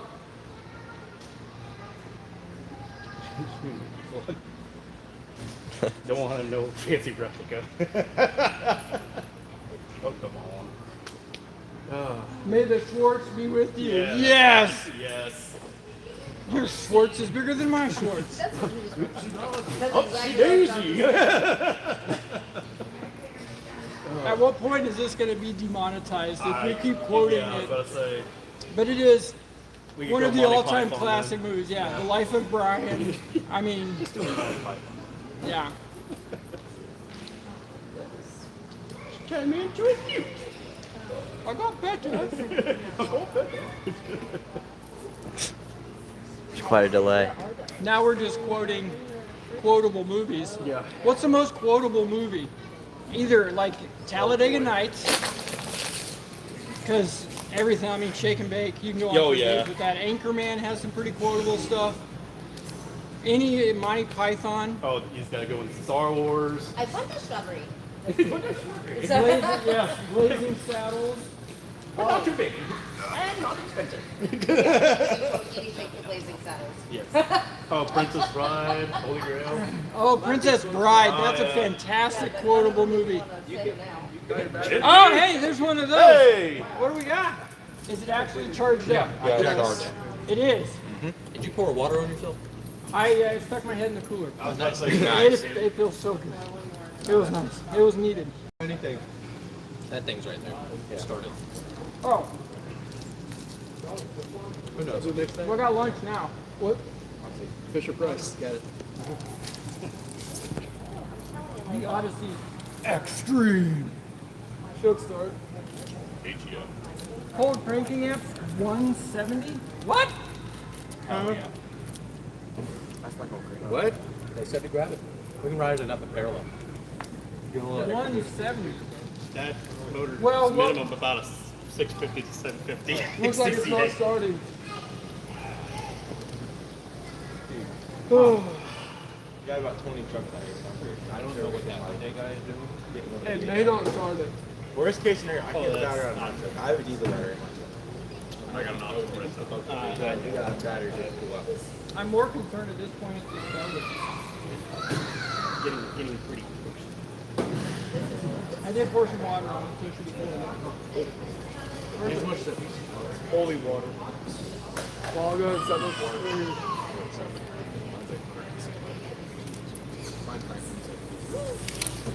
All right.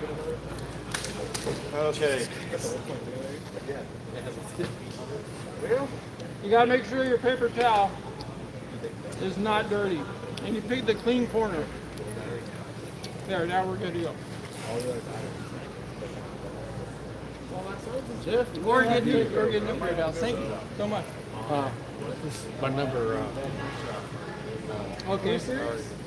probably ish. If we ever get this one started. Yeah. Yeah, that's right. We get air That's right. Sounds good, man. Are you're sticking around or you're heading out? I'm gonna go. I gotta go put a alternator on the shop. You know the old Detroit diesel air starters? Oh yeah. Throw one of those on there, pneumatic it. That would be the way to do it. Yeah. We need to get a little Jenny motor.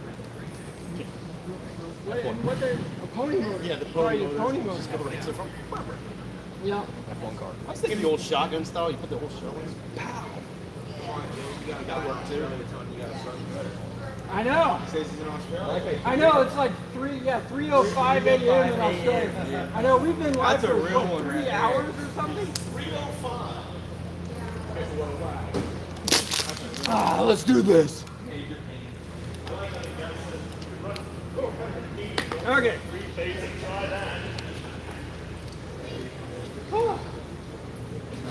So we got the little battery. So we're just gonna try to put it straight down into where the other one's supposed to go, and then we might use the jumper packs on that. That's my hope, and I'm really hoping it's actually gonna fit down in there.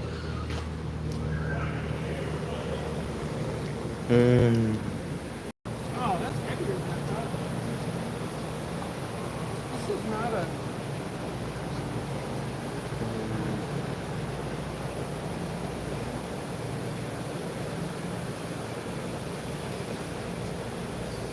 This isn't a small one, but I don't.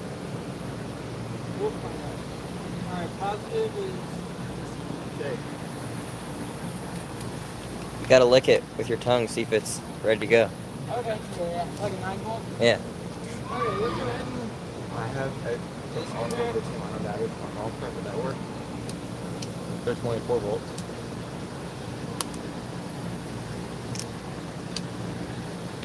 Going all the way up. it's hot. Yeah, it should be toasty, boys. Where's our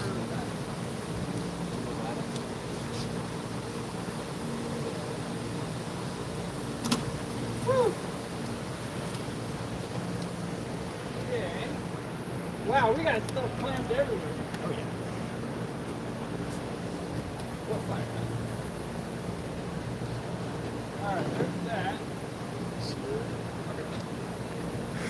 Like one commenter said, it needs more cowbell. Yes!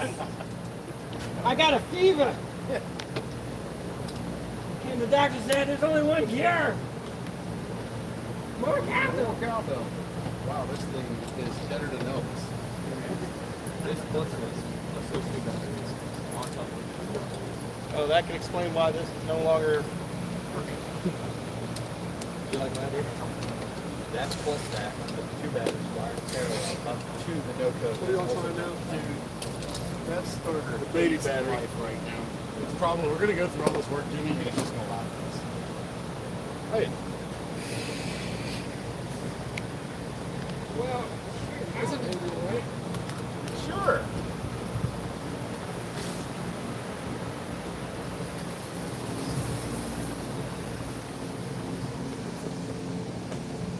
Dad, Mom says hi. oh, is she on? Yeah. Oh, my wife is joining us. Hello, babe. See, this is what I actually do at work all day. Yeah.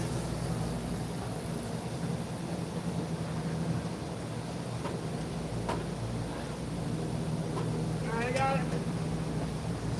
Ow, ow, ow. Ow.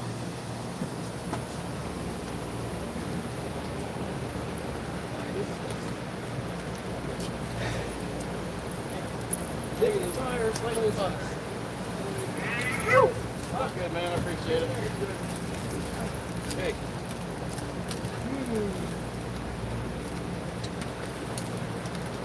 What the world? Okay. I don't know how to get the battery box open. Try It's not like. Wait. It's got hinges and pins. Look at and there. It doesn't matter what piano hinges.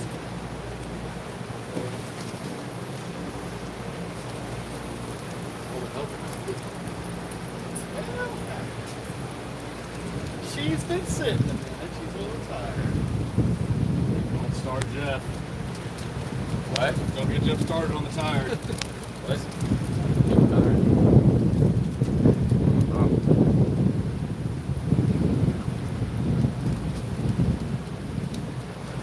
Alright. Okay, so those two pins there. Hold on. Still, I think there might be more.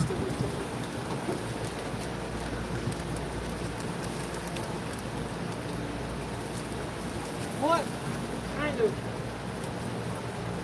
wizardry and witchcraft is going on? While they're doing that. Seriously, I've never found what's for and wears out. I need a pair of pliers. Pair of pliers.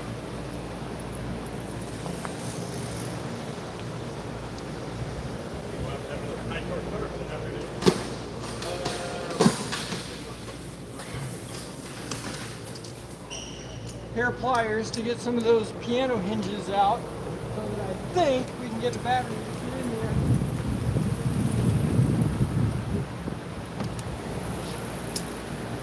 Okay, we got plier number 1.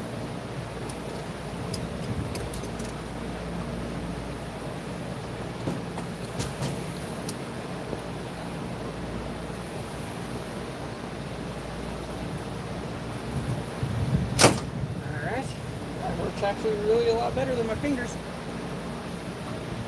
Yeah. So, hey, look at that! Thank you. Okay, now we got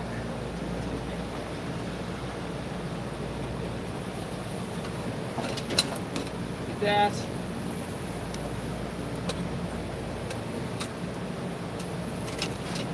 And that.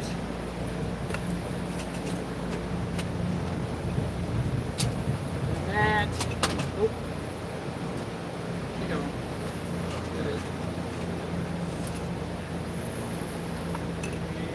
How does one get battery in there?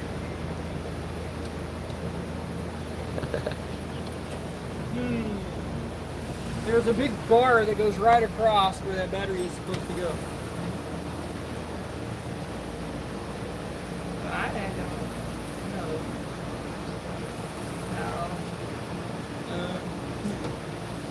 Let me. Is there a chance of getting it in from the front seat? Well, let me see that battery. I think I can get it that way.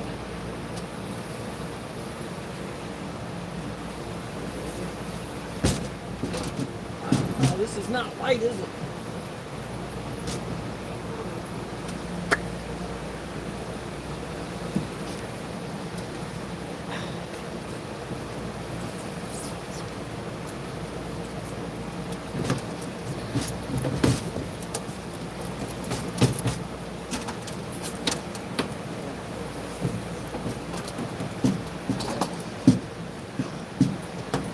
This hurts my shoulder.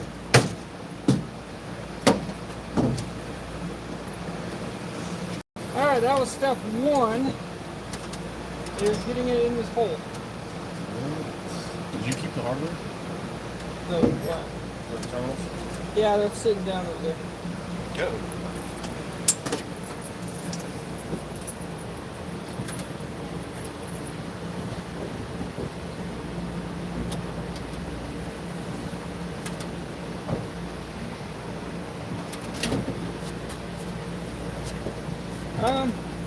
That's not fitting in there.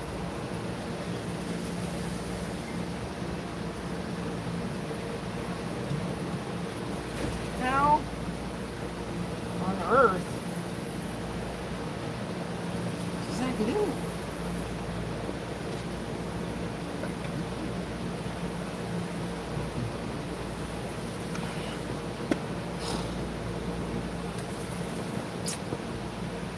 Well, Chase, Jimmy, I'm gonna have to leave you with it for a little bit and plug in old girl and go back to Real life?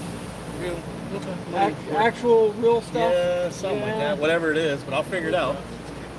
Yeah, pretty much. Yeah. Yeah. So pleasure working He's with gonna you, go sir. get stuff started. I know, yeah. What? Yeah, that's right. What's that? So you're gonna go get stuff started. Go and get stuff started. Yeah, you're actually going to go do something productive. Well, ish. I'm just staring down into a hole thinking about life's choices. That's what I do with a carburetor every day. Well, I don't see you anymore today. I'll see you at Oshkosh. All right, my man, safe travels. We'll see you up there. Yeah, I can't figure out how to get this thing in there. How?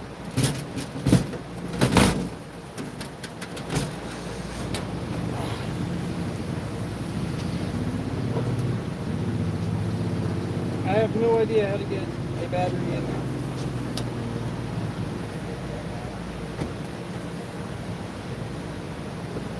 I wonder if I can put it upside down.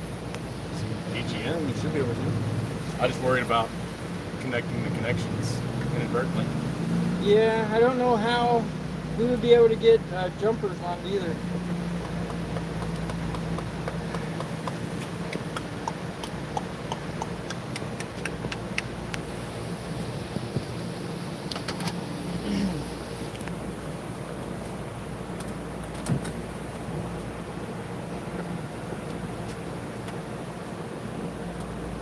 Well, we got positive that goes up there.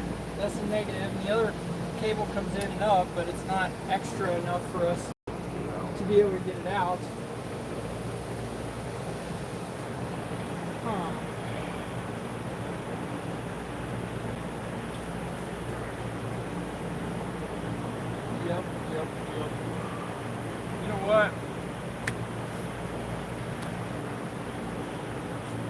think we just have to go back to the jumper cables and connect to here and to right there.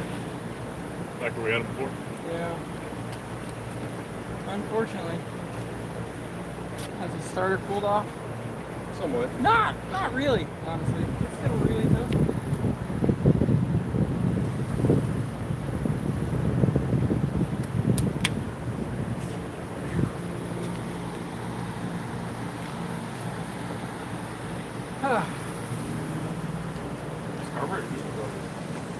Yeah, at least it's not flooded now. That's true. Here. Oh, it's not Are you only using the one battery? yeah, I guess so.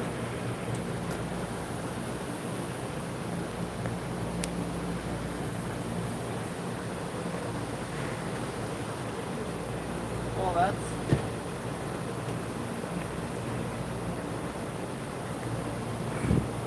a little bit kind of off the target. No, all the copies in the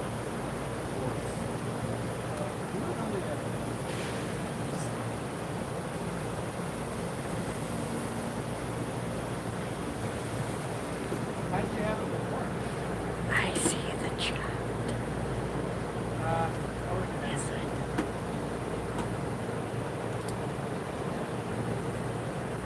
How to hook up jumper cables 101.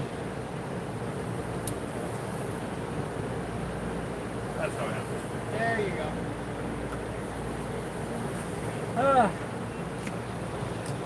I'm starting to get tired.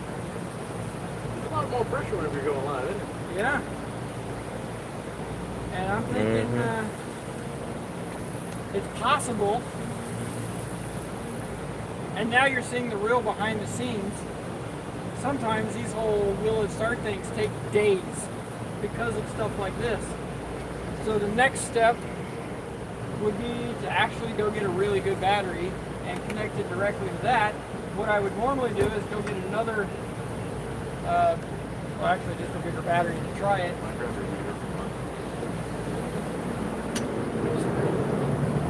And then I would,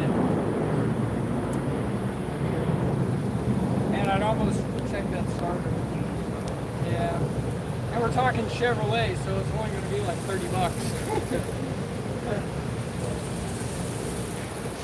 They sell them at Walmart. Actually, they might. What do you think?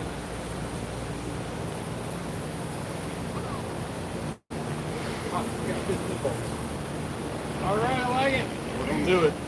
Really? I'll pour some gas in there or diesel or anything. Yeah, we'll be putting diesel.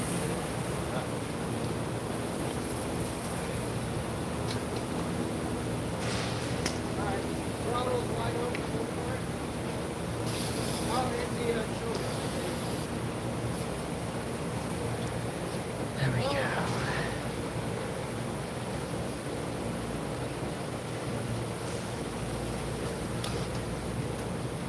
All right, now that nobody's here, clear route! Starter toast. Starter. Yeah. Yep. He's getting directly 18 or 50. Ah, go back to pair property. And from.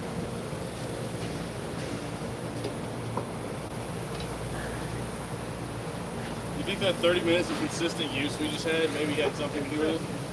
Nah, it's fine. It's fine. Well, unfortunately for the live, I don't think we're going to get it started.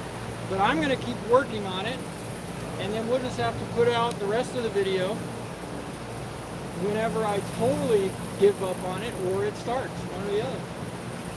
So I guess on that note, thank you so much for watching.